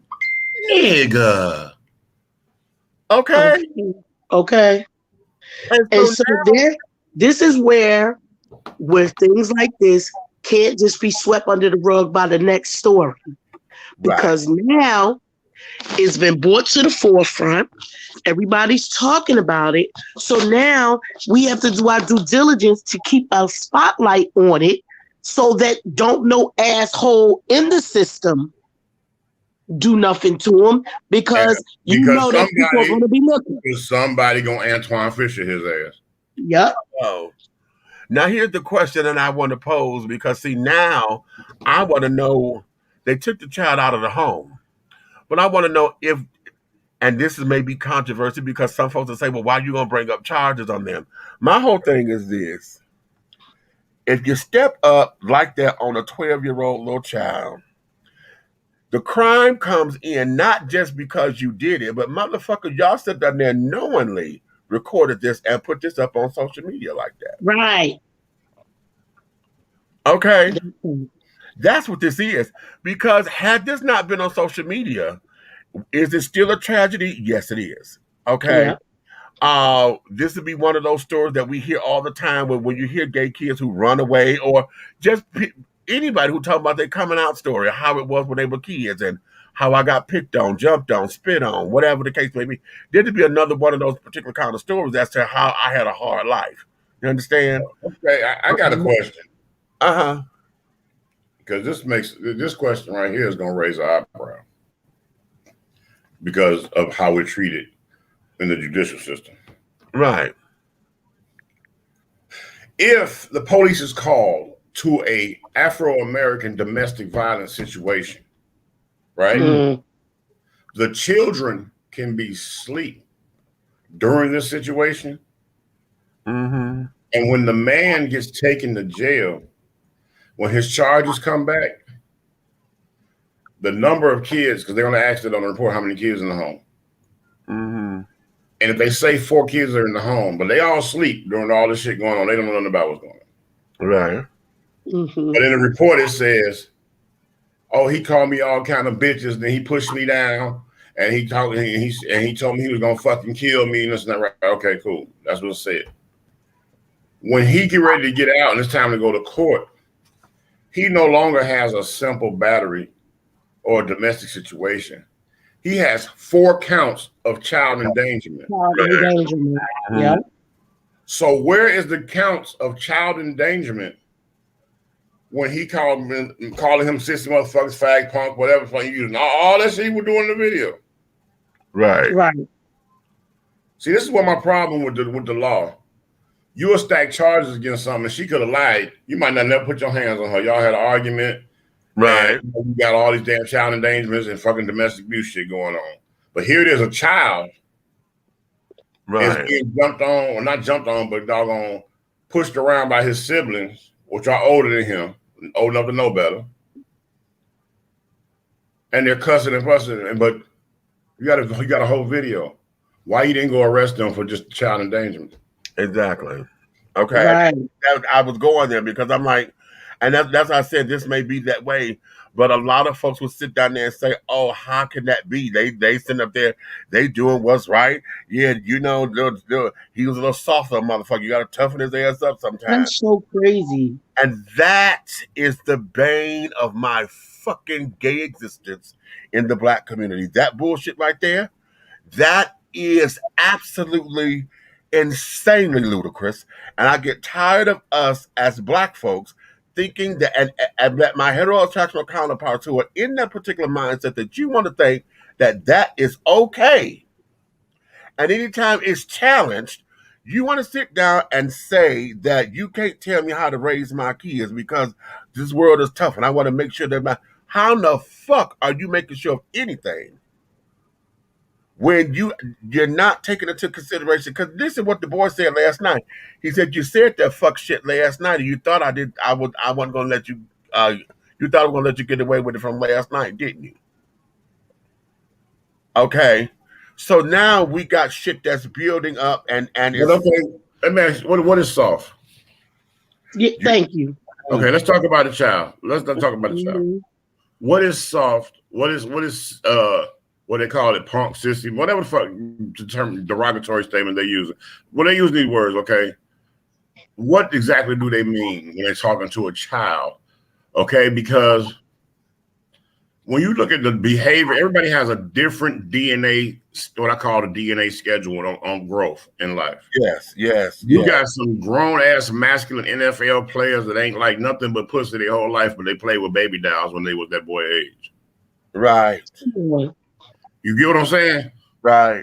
Okay, was it punk behavior? And he didn't turn. There's a lot of masculine heterosexual men that have done things that they doggone are dogging in this video. Okay. Okay, my whole fucking goddamn my freshman sophomore year of high school, I had on every outfit from Purple Rain. Did I turn out gay? Come on now. You get what I'm saying? Yeah. Did that make me gay? Punk shit, just faggot. What? I was in motherfucking the modeling club in high school. I know how to motherfucking walk, turn, mannequin turn, stop, T, motherfucking goddamn walk. I know all that shit. Right. Okay. Did I turn out gay? You get what I'm saying? The shit is oxymoron. And it's crazy. I understand your frustration, Meech. But I also understand that them motherfuckers are totally ignorant. It don't make it right. I never said they was right. No. I know. They don't make it right. But what it is, like I said, that hood shit. That hood macho, this man ass bullshit. Right. And see, if I was standing right there, I probably would have swung on him. So I got my way of metro. I got my way of reprimanding children. Right. I got my way of getting on them. You know what I'm saying? But it's per subject, per action. You got to say, yeah, but reprimanding children for bad behavior is one thing. Right, but I'm saying even with that situation, that is not a physical situation. That is an educational situation. Because you could go see he could have, his big brother could have went for a walk with him and talked to him and asked him about what he was feeling. Ask him about his what he had going on inside him. Because guess what that would have done? That would have educated the big brother. Right. You feel me? You could have become educated from what you don't know. And now he hit you with something you don't know. You can either build a bond and accept it, or you can tell him how you feel about that. And it's up to him from that point on. He might say, okay, well, big bro, I just want, bring my lifestyle around you, love you, hug, dap, whatever, boom, boom. Or he can be like, hey, that's who you are. This is who I am. And it's all good at the end of the day. Yeah, even if you don't like it, you ain't got to be abusing them because you don't like it. Exactly. But the thing is it wasn't one of those situations like he just caught him doggone breaking in a liquor store or stealing a car or something. Right. That's when you're chastising him. But you don't doggone chastise him for being who he is. Because guess what? At that age, he may not even be gay. That's the point I'm trying to make. He may not even be gay.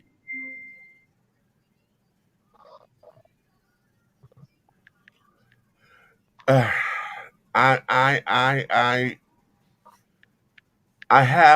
have questions that I really want to inquire.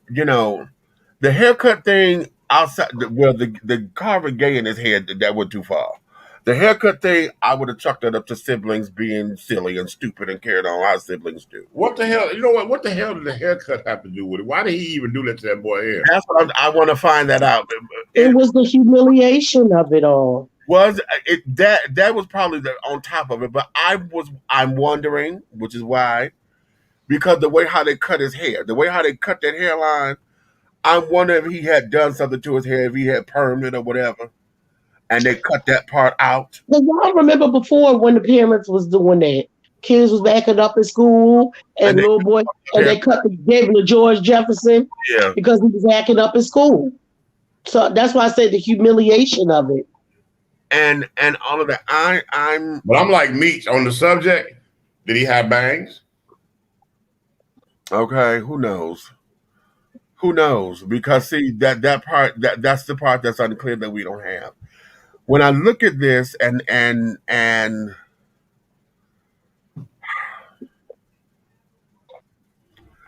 I'm trying to analyze it, I'm trying to want to get to a place where I can say, okay, let me understand it.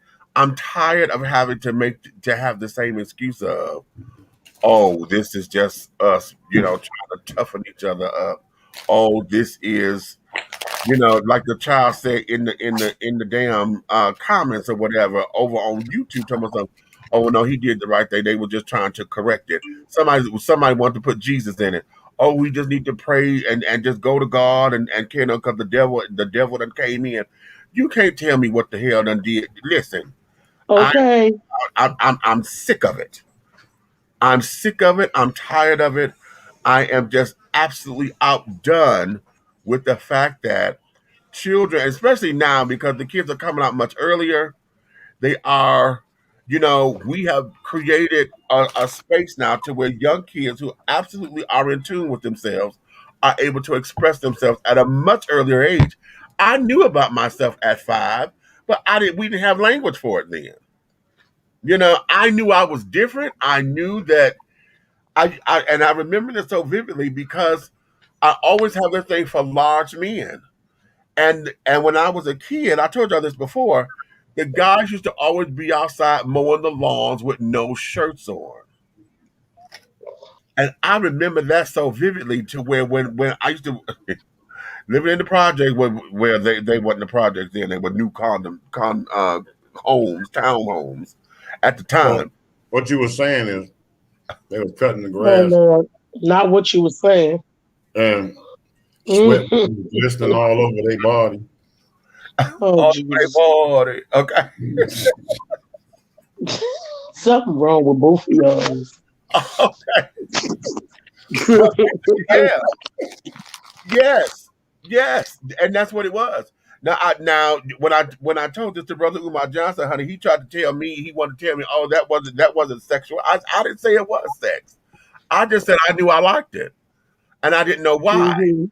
Now looking back on, I knew what the fuck it was, but at that particular time, I don't know why the hell my palms started sweating, and why I couldn't stop. I was mesmerized by him, and I couldn't stop looking at him. All You want I know, to cut some grass, huh?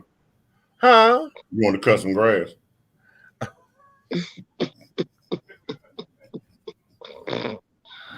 Okay. Just a couple of blades, honey. Just a couple of blades. Not the blades. Okay. I understand though, because cutting that grass, that shit is like, Okay. What? And so at that particular time, we didn't have any words for it, but I told y'all my story too. And by the time I was 10, because I had been called faggot and this, that, and other for so long, I started to look it up. And then the word homosexual came up. And I was like, okay, what is this? And when I started looking at that and this, that, and the other, I think I really started puberty then. Okay. I know I've been faggot. I thought a faggot was a short cigarette. Yeah, a faggot is a cigarette. A fag. No, fags are cigarette. A faggot is a cigarette. Faggot is something different. Fags are cigarettes. It's a pack of cigarettes. Okay. A faggot is like it's a plank of wood. Right. A faggot. As T.S. said, the faggots. So I'm saying, if they called you a faggot, I mean, I don't understand how that's derogatory. Because I mean, if you're a plank of wood, like everybody wants to be a plank of wood when it come down to their intimacy. Listen, you want to give them the wood. It is. Wait a minute. Tracy said, "What my thing is, he can't advocate for himself right now," and that you're absolutely right. He can't. But wait a minute. Hold on, because see, this is where this is different. Because see, as y'all saw in the second clip, he's on social media. So now, he has the opportunity to advocate for himself because shit, he done queen the fuck out. All right, bitches, he showed the shit, so he's very comfortable with who the hell he is. He knows exactly what and this is at this particular day and age. Right now, a 12-year-old knows exactly where to go because we've made it accessible. We've made all of the language and stuff accessible. We've made LGBT centers and stuff accessible for kids. There preteen shits out there that all you gotta do is click and find out. Hell, if I was able to go and use the Dewey Decimal System to find a book and when I was 10, 11, 12, right now everything on Google and ask Siri, where are the gay hotspots? Okay. I told y'all, now listen, we said when I was home last time, I don't know if I sent y'all the video, but I'm gonna send it to you. We asked Siri, take us to the neighborhood. Cause Keisha said, Mom, I'm telling you. I said, now I know you lying. She said, Mom, I'm dead ass. So she did it. She said, Siri, take us to the neighborhood. Siri said, okay, taking you, going to the neighborhood. Put the directions went in. Where the hell did it take us? Down 13th Street. Anybody from Philly know? 13th Street is where all the gay clubs and all the gay people. And it took us right. And when we got there, Siri said, you've arrived at the neighborhood. I said, ain't this some shit? Right. I said, well, okay, Siri, go ahead, girl. Damn. So you said y'all asked Siri that? Yeah, I'm gonna send y'all the video. I'm gonna send it to y'all. I'm gonna tell Keisha because I don't know if I got it or if Keisha got it. But I know I think it's on my iPad. Yeah, we asked Siri to take us to the neighborhood. Yeah, Siri take me to the neighborhood and he kicked right in. It took us right down 13th Street, and when we got there, Siri said, "You've arrived at the neighborhood," and it's all the streets that got the name of the streets with the rainbow flag under there and everything. Hold up. I'm gonna see if because Google and Siri be talking to each other, so I'm gonna find out. They do. They said they friends. Hold on. Okay, Google, take me to Superhead. You know, I'm gonna beat your ass. Did we say that? I fucking hate him. We walked right into that one. He left us, Cap. Cap, he left us. You made him leave. You ran him out of here. You ran him out of here. Hey. You're stupid. I hate you. What did it say? What did it say? Did it give you her book? Whatever happened to Superhead? Oh. Ask Google. Ask her saying, nope, he done started it. It's too late. We opened the door. Ask her, say, in Philadelphia, Pennsylvania, Google, where is the neighborhood? See if she tell you. Okay, hold on. Well, I don't have Siri though, so. No, that's why I say ask Google. Okay. Ask her if she knows where the neighborhood in Philadelphia, Pennsylvania is. Hold on. Give me directions to the neighborhood in Philadelphia, Philly. Philadelphia, Philly. Who the hell is that? You know, it did it though. It did. Neighborhood, Philadelphia, Pennsylvania. Got 12 hours and 17 minutes to get you there. Hold on. They tell you the ad. Do it tell you the street? Is it going to be on 13th Street? Hold on. I'm going to hit the little red dot right now. Oh, look at this shit here. Come on. Let me go on down here. I need to get to the bottom here. Got some twisting. Stop it. You stop it. You just... Oh, it's 13th by Locust? Yep, it's 13th for Locust. That's exactly it. I told you. Y'all thought I was playing. That's the neighborhood. Yep, there it is. That's over the neighborhood in Atlanta. Crazy, right? Somebody who said what? Somebody said somebody the neighborhood in Atlanta. Yeah. Yeah, everywhere. On that goddamn on that couch was talking. Upstairs at my house. What y'all talking about? Okay. Shit. In Chicago at my daughter's everywhere. House. Okay. No, ask me a question, Mama. Do they know what wood and apples mean? What? What is wood and apples? Girl, bye. The hell? I was going to say, what in the hell? Okay, I'm not girl, bye. Think about it. Okay, what is pie and chicken? Pie is the egg, chicken is the wood. The people. All right. Yeah. Oh, since okay. You're being an ass, would you wood the chicken? Oh Lord, what? Why are you letting them two see? Because this would want to be on the show. She was trying to get in yesterday. Her bitch ass went to motherfucking sleep. Talking about, I went to sleep. Can I be on the show? Now she's here. She want to be on the show, so she talking out the side. I got that neck. Go ahead and your business, girl. Okay. I'm dead. Is that a sippy cup? What was that?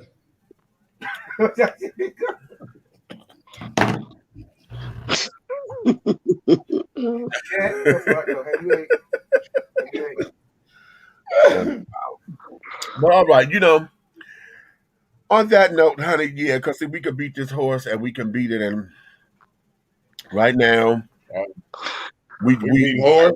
You said we beating horse. What? Oh, Jesus. We can sit down here and go round robin, and the only way this is going to get better is if we sit down and we got to have these open conversations. Because I'm tired of preaching to the choir.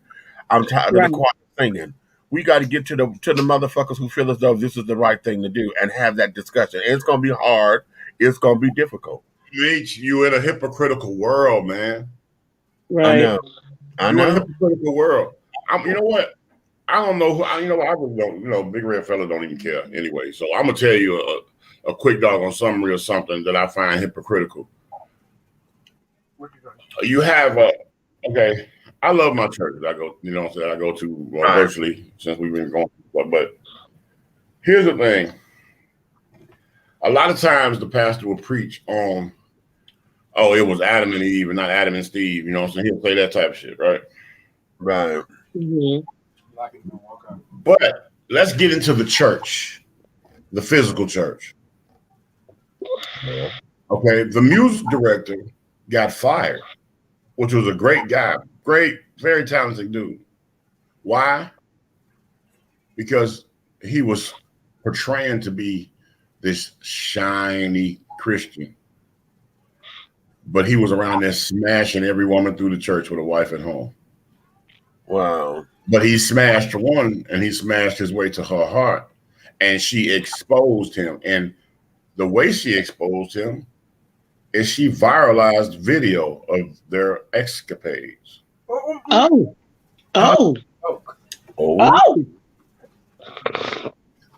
Then he gets shunned away from the church because we don't play that out there, right? Right. But guess who's Bazak? Mm-hmm. So my thing is this. Wait, who got to come back? She did? No, he did. Oh. My point is this. Can you, now that you accept that, can you accept out of the closet members?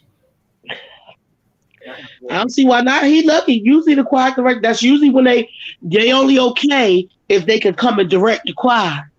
It's fine for that. If your choir, if you got a award-winning choir, and they gonna make sure that the choir wins some shit. The 100 thing about it, your choir director, if it's the most fire motherfucker in the world, either he a homosexual, we just happen to have a hoe. Yeah, that's what I was saying. Y'all's was different because you just had a hoe as a choir director, and that's the thing, right? Because the choir director is accepted. Well, you know what? I'm sorry, I got other thoughts because I feel like everybody got to come to Jesus, and Jesus know everybody's heart, and that has nothing. What I do is don't have nothing to do with my faith. Right. That is between you and God. Y'all say God created. If you say God already knew it, it was already written. God already knew who you were before you came through your mother's ass. So who the hell is this people on this damn earth to try to be telling somebody? This is where the mainstream religion gets on my nerves, because no matter which one of them it is, either like in Islam, you're always gonna hear it's written. It was already written, right? So if it was already written, God already knew. And Christianity, we're gonna say, you was created in God's image. Okay, so it was I or wasn't I? Okay. If somebody's gay, then all of a sudden, or you say God don't make no mistakes, but then you tell me I'm a mistake. Make up your damn mind. Okay, I got a question for you. They say which came first, the chicken or the egg, right? I can't with you. I say which came first, the sugar or the man. Oops. My uncle named Sugar Man. Is he gay? No, he's not. He's not. There you go. My point exactly. My thing is this: if God is in all things and He's the creator of everything, right, then He's the creator of everything sweet, sour, masculine, or beautiful. Period. No matter what you think about it, if God created it, that's His image. So when that person looks in the mirror, they will see God in them. There you go. And it's all subjective anyway. Belief is subjective. Right. Belief is not concrete. There you go. Belief is subjective. Because ain't nobody gonna know who got it right until we close our eyes. You know, and right now the only thing you get right is the shit that propels you forward. When you learn the lessons that you're supposed to learn, when you sit down there and navigate your way through this thing we call life, and this is your life. This is what this is. Listen, nothing is going to change the fact. When I was younger, I told folks all the time, honey, I don't care what it is that you do. If you fight, honey, I'm going to be a whoop sissy. If you shoot me, I'm going to be a shot sissy. If you kill me, I'm going to be a dead sissy. The common thing is sissy's still there. Okay. Let me ask you this. Here go a question, you guys. Let me pose this question. Let's take this from both sides. A gay person who we ain't even just gonna say celibate. It's just nothing. The abstinence, total abstinence. Mm-hmm. And a heterosexual person, total abstinence. Mm-hmm. You still mad at the gay person for what? Yeah. Because we already know that their heads go straight to sex. When you hear somebody say they're gay, first thing people think about is their sexual orientation. So if they ain't having sex, you're still mad. What is it? Yeah, I'm gonna tell you. Let me give you this. And Lee, before you say that, Nikki made a good point there, because they automatically gonna go to sex. But what about the heterosexual man? If he ain't having sex, then what? Nah, he gay. Yeah, because come on, they always said about heterosexual virgin men or those who are practicing celibacy. What is it gonna be? A woman will throw that at a man all day. How you gonna deny this? Oh shit, right? Ass gay. No, bitch. Yep. As soon as you act like you don't want her, he must be gay. Oh no, bitch, you skank. Have you considered that? You skank. So I'm trying to figure out. So what's the argument then? Okay, let me. That person ain't even sexual. What's the argument? Let me give y'all this because I know someone like this. Okay. Yeah, and I go ahead. That's why I asked, because I do too. And when I first met him, and I really need to go find out and see how he's doing. We haven't seen each other in years. But I know the last time that I spoke with him, he was dealing with was it Lou Gehrig's or something? Wow. Multiple sclerosis, something. Okay, it's one of those body things, kind of like what lupus, one of those things. MS. That's what my brother-in-law had. He passed away from MS. But I know he was traumatized by his mother. Okay, his mother sexually abused him as a child. Oh. Okay. So you know how we always tease and talk about how long, when you haven't had sex in my bitch, I ain't had sex in 1979, honey. It's been so long, that kind of thing. Mm-hmm. He said that to me, and I started laughing. He said, "No, I'm serious." And I looked at him. I said, "What?" And then he started to explain to me that what happens is that his body reacts violently when folks touch him because of his trauma. Okay. Mm-hmm. He still considers himself a gay man because he knows what he's attracted to. Right. But sexually, he's well, they call it autosexual now because he just masturbates. He touches himself. Right. And all there is, he doesn't have sexual relations. And he's tried. He said, I've tried, but my body reacts violently. And I'm scared, and it becomes a horrific scene for me. Oh wow. And when he said that to me, my heart just crushed. Yeah, I know yours do. Because I cannot understand, or I cannot understand. I can't imagine that not being able to enjoy something that is meant to be enjoyed because you have been traumatized about it. And then it put me in the mind frame of everyone else who have had some kind of sexual trauma. We see that all the time. Y'all saw the Dorothy Dandridge movie. Dorothy Dandridge, that was why she couldn't have sex with her husband because her mama's damn lover, damaged her, trying to check her. According to the movie, but I didn't read the story, but I've heard that that was true, and so she was sexually traumatized and was about to lose her husband because she was not ready for that, and that's why when we talk about that stuff all the time, and when I say I'm not having sex, it's because it's way more to it than me just not being with somebody. Right. It's way more to it than that for me. Like, we can laugh and joke about it or whatever, but it's so much more. Like, when somebody say, well, you just need to get you some. Don't tell me what the fuck I need, because I'm not that just need to go get you some kind of bitch. And there are reasons for that. People don't know the traumatizations that can be put on people. Man, the shit get crazy. It gets crazy. You dumb. It gets crazy, and we have to stupid. He's so stupid. We had to take a lot of that stuff into consideration. So what you saying, Nikki? No. It's an absolute. It's a no. It's a hard no for me. Yes, a hard no. Are you sure? A hard no. Yes, it's a hard no. He can't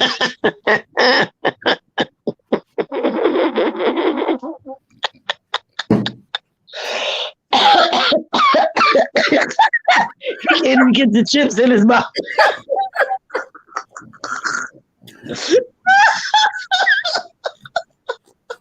Girl, that made me nervous. It just made me nervous. Because I knew he was going to keep it up there. That's why I said, oh, it'll be time. Oh, God. But anyway, that there, this is going to have to be tackled. And the sad thing is that this is one of many. This will just happen to have been, broadcasted or whatever. But this, like you said, this ain't nothing new. Right. No. It's just that somehow, some way, whatever the educational tools that are needed, we that's what has to be taught, because some way we need to get rid of this shit, and that's a lot of internalized cleaning that we got to do. Hell, if you listen to the pastor, maybe the pastor needs to say it from the fucking pulpit from time to time. Okay? Because that ain't the way to do it. Okay, that ain't the way, and I get tired of hearing, I'm gonna say Steve Harvey. I've never been to one of his little sessions, but I'm saying him because I know he has a thing where they do the boys retreat and all this, that, and the other. Right. Yeah. To be a man. But one of the things is I need for folks to sit down there and stop trying to act as if being a man is only supposed to mean that I do all this so that I can get a woman and take care of a woman and be the protector there for a woman. I need for us to remove the sex out of it in so-called man training, and let us understand what the fuck the world is about. Because the world ain't about fucking all the motherfucking time. As a matter of fact, what ends up happening is you end up cussing a bitch out, because now what you thought you were fucking, she done became all kind of bitches because now she's spending your money, she's doing this, she's doing this, she's doing this, and you ain't prepared them for the world. What you prepared? Like another thing, like you gotta understand, females. I'm not gonna say females, women. Like Nicole, like she's saying, right? You come along, and you think you're gonna smash a motherfucker goddamn car next week. She gonna bust all the windows out your cars. That's not gonna happen. Sure am. I'm like Jasmine Sullivan. I'm gonna bust the windows out your car. Like, you know what I'm saying? It's like a motherfucker get in those positions, right? And they get excited because they think they coming up. But I'm gonna tell you something about a woman. They're so open. The book is so open. But men are so stupid that they don't even motherfucking see the signs. A woman will warn you. Because they'll go all the way to the hotel room with you and be there, ask you 3 times in the conversations for that evening. Are you sure this is what you want? Right. They telling you, nigga, I ain't gonna play with you if I give my body to you. Exactly. Like this ain't, because this ain't something I'm not just freely giving my body away to every Tom, Dick, and Harry. So if this is what we doing, but that's why motherfuckers better learn how to date. You better learn how to date before you you start fucking. You better learn that motherfucker. Go through that, and I have heard other just friends in social situations. I've heard females say, you know, like we are planning trips, a couples trip, and they might be just new, just coming to something for the first time, hanging out. You know what I'm saying? Mm-hmm. They getting in the start, and he all trying to be fast forward because everybody in the room is already past them stages. And I've heard females, you know, he's thinking, oh yeah, well, we can get us a room and go down to the cabin with them and make it a whole nice little rendezvous for us, you know what I'm saying? Boom. And I've heard the females say this on different situations, occasions. Are you sure that's what you want? And I be sitting on the outside looking in, knowing that that was a red flag. Mm-hmm. But it don't be my business. You ain't sipping tea. You are not currently sipping tea. I've got my mind, my business. But all that man is thinking about is I'm gonna get the coochie. If I take on this trip, I'm gonna get the coochie. All right, and then when you get the coochie and you land there and you get up and you come back from the kitchen at the cabin trip, it's gonna happen immediately after you get it. Because when you come back with that 1 glass of orange juice, all hell gonna break out. Yes, God. Because you're used to doing for yourself, not knowing when she asked you, was you sure? It's no longer about just you, brother. Right. Right. It done became a we. Yeah. Exactly. It done became me and the fellas finna go walk down to the city and hit this bar and everything. And all of a sudden she went from the girl like, oh, well, call me tomorrow. And she went from, oh, no. I thought we would go for a walk on the nature trail. Right. Right.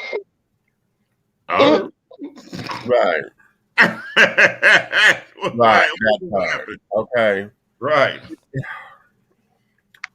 We're just here, and it gets unnerving, and it gets listen.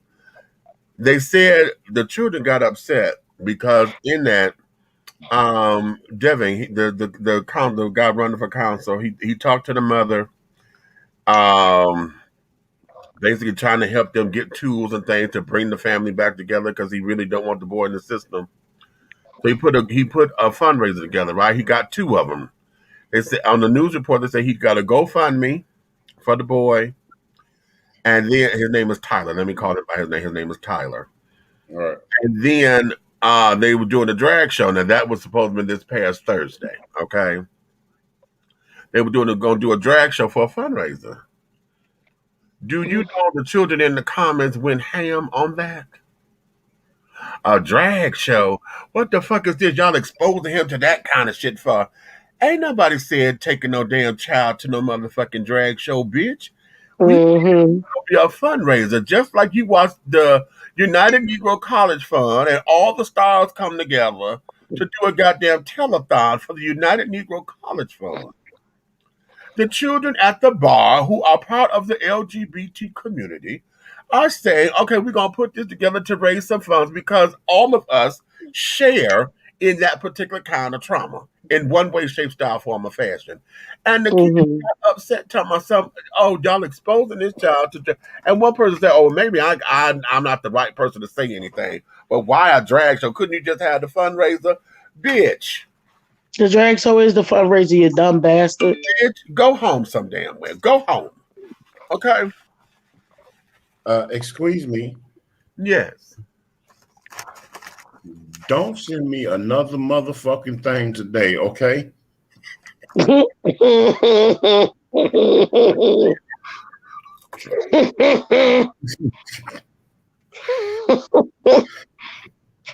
Nigga, that video say you want to fight. Oh shit! What he saying you? You want to fight me? Come, bro. You want to fight?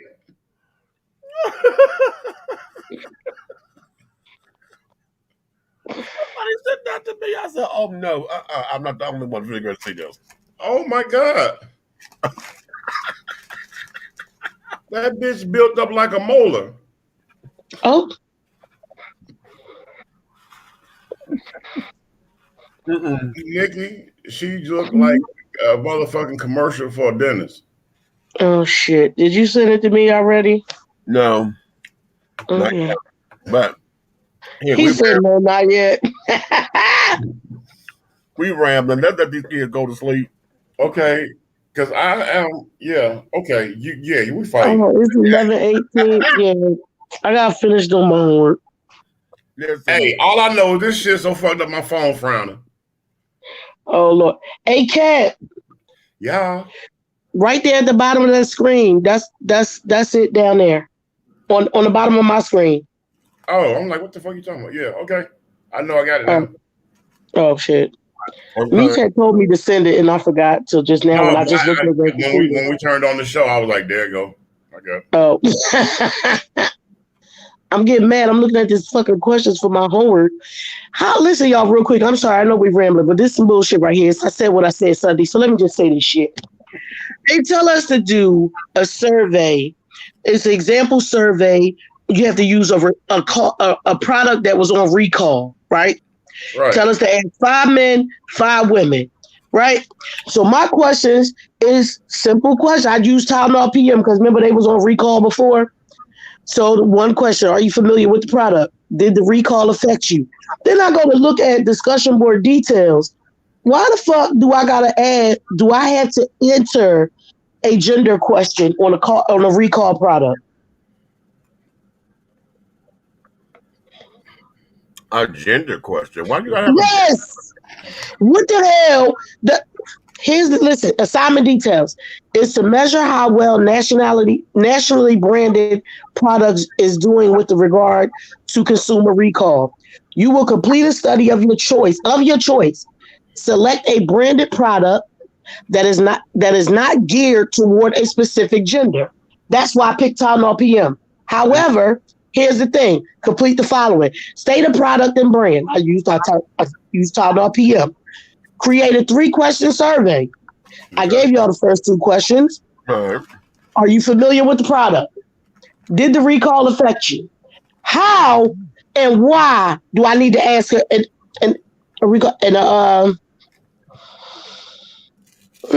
a gender question? What the fuck? For what? And if I'm using Tylenol PM, what's the fucking gender question I'm supposed to ask? You just told me to pick 5 females and 5 males, and I done made up 5. Well, I ain't make them up. I use y'all goddamn names and everybody else's name in the club. But that's still here. I got Demetrius. You got to ask a gender question? Yes. But I just told you the assignment details. Do that sound like it need a gender question? That don't even make sense to me. You got to pick a brand that had no gender. It said pick a brand that doesn't have anything to do with that's not geared toward a specific gender. And then you tell me to ask a gender question. So then why don't you ask the females, do they choose that product? It's Tylenol PM, right? Yeah. So why don't you ask the females, do they choose that product during their cycle when they cramp? Yeah, but then I can't ask the males that because it's 5 males and 5 females. But I'm saying, there's only one gender question you can ask. Oh, but it got to match. It got to be covered for both of them. It got to be for both of them. Yes. Really? Okay. Yes. Okay. Did this affect your sex life? Yeah. There you go. Okay. There you go. Thanks for the help with my homework. Love y'all. There it is. That's right. Is that a gender question though? It is. Either it fucked with your ovaries or your balls. Either way it goes, the same goddamn thing. Oh. Right. Ooh. Or I could say, did it affect your reproductive? Any sexual side effects? There you go. Thank you. Any sexual side effects? Because which is true, because if you dig deep into doggone acetylphenamine, that's what the Tylenol is made out of. Acetylphenamine. Yeah, if you dig deep into that, did you know that taking too much of it will doggone sterilize your ass? Not only that, it withdraws the moisture from the vagina, and it doggone affects you having a motherfucking goddamn natural hard on. Mm-hmm. Oh, I'm gonna tell you right now, I take Tylenol PM almost every goddamn day, and I promise you, it ain't did none of that. It's that Philly cheese. I promise you. Mm-hmm. She got that Philly cheese. That's the real Philly cheese. Yeah, I'm trying to tell you. I tried to tell y'all. I tried to tell y'all. She keeps saying that was bread, baby. It's all about the bread, honey. It's all about the bread. Hey, that's why she don't. Hey, look, that's why ain't nobody supposed to get that meat, because when they get up, that motherfucking cheese gonna go right out the door with them like a cable. Listen, I'm trying to tell you, this shit done caused the many wars, destruction, and yeah. All right, you keep that shit contained there. You hold that down. I know. That's why I keep it there. Everybody, this ain't something for the masses. This ain't for the masses. I promise you. We're gonna let the good people go ahead on. Y'all, good night. We see y'all next week. That's these fools. I told y'all. I was minding my business. I was sick all day, minding my business. You may God finish bless all of your good night. honey, because the tea has been dished, and you've been dishing tea right here with Big Meech and Aunt Nikki and the big guy ally over there, honey. That's the big red fella, baby. Listen, he's been one of those ones, child, and at times when you don't know what to say, you just have to keep shaking your head or whatever. That's where we have to learn where the lesson is, so that we can have the conversations and do the internalized healing that we need in order to be better. We got to clean up some internalized shit, y'all. And it ain't gonna be right. It's kind of like how when you're dusting, every day there's dust somewhere. You got to keep dusting. And it takes constant work to become a stand-up gentleman or stand-up citizen. And on that, honey, we're gonna let you guys know. Thank you for your time, your love, and your patience with us, honey. If you love us, tell all of your friends, baby, and come join us. But if you hate us, baby, you can tell all your motherfucking enemies, honey. Every last one. Okay. But do know this, honey. Everything you're doing over here, hard no, Red. We'll move forward any way, shape, style, form, or fashion, honey. Save the date, July 23rd, honey. July 23rd, 2021. Here in the city of College Park at the Magic Luxury Occasions event facility, 2479 Riverdale Road, honey. There will be, the category is Tito, honey. Okay. And Samantha Stevens Divinity will be hosting that night, as well as the lovely special guest, honey, will be Miss Helena Hologram, all the way from Baltimore, Maryland. Show them who you are. Okay. Wait, don't forget about me. Okay. Well, she's going to be one of my hosts as well. be there. It's going to be a fun-bastic night. So come on out. Tickets are $20 in advance, $25 at the door. We only got 100 tickets to sell, baby. Okay, we got 100 tickets to sell. So listen, I need for you guys to get on that ASAP. Flyers and stuff are coming soon, and we're moving on. So I hope to see you there. So come on out and have a good time with us.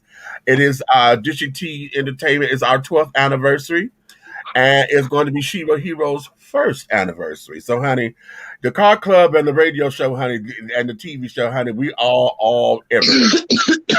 It was a time for the entire weekend, but Friday night, July 23rd, is the show. So we'll keep you posted on that. So on that note, my darling, get ready to go to sleep. We'll see you guys next weekend and things, honey. We got Donut Factory duties tomorrow. Okay. Damn, I do have to go mix somebody's stuff tomorrow. Okay, Donut Factory duties tomorrow and carrying on. And Red, we need to work on that on the praise song too. So, yeah, you said, honey.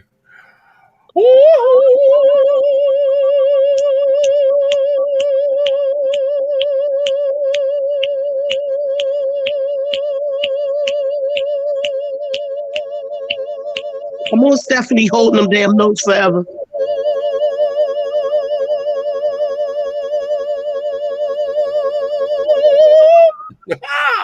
Yes. And see, I felt very Melba Moorish. I hear you.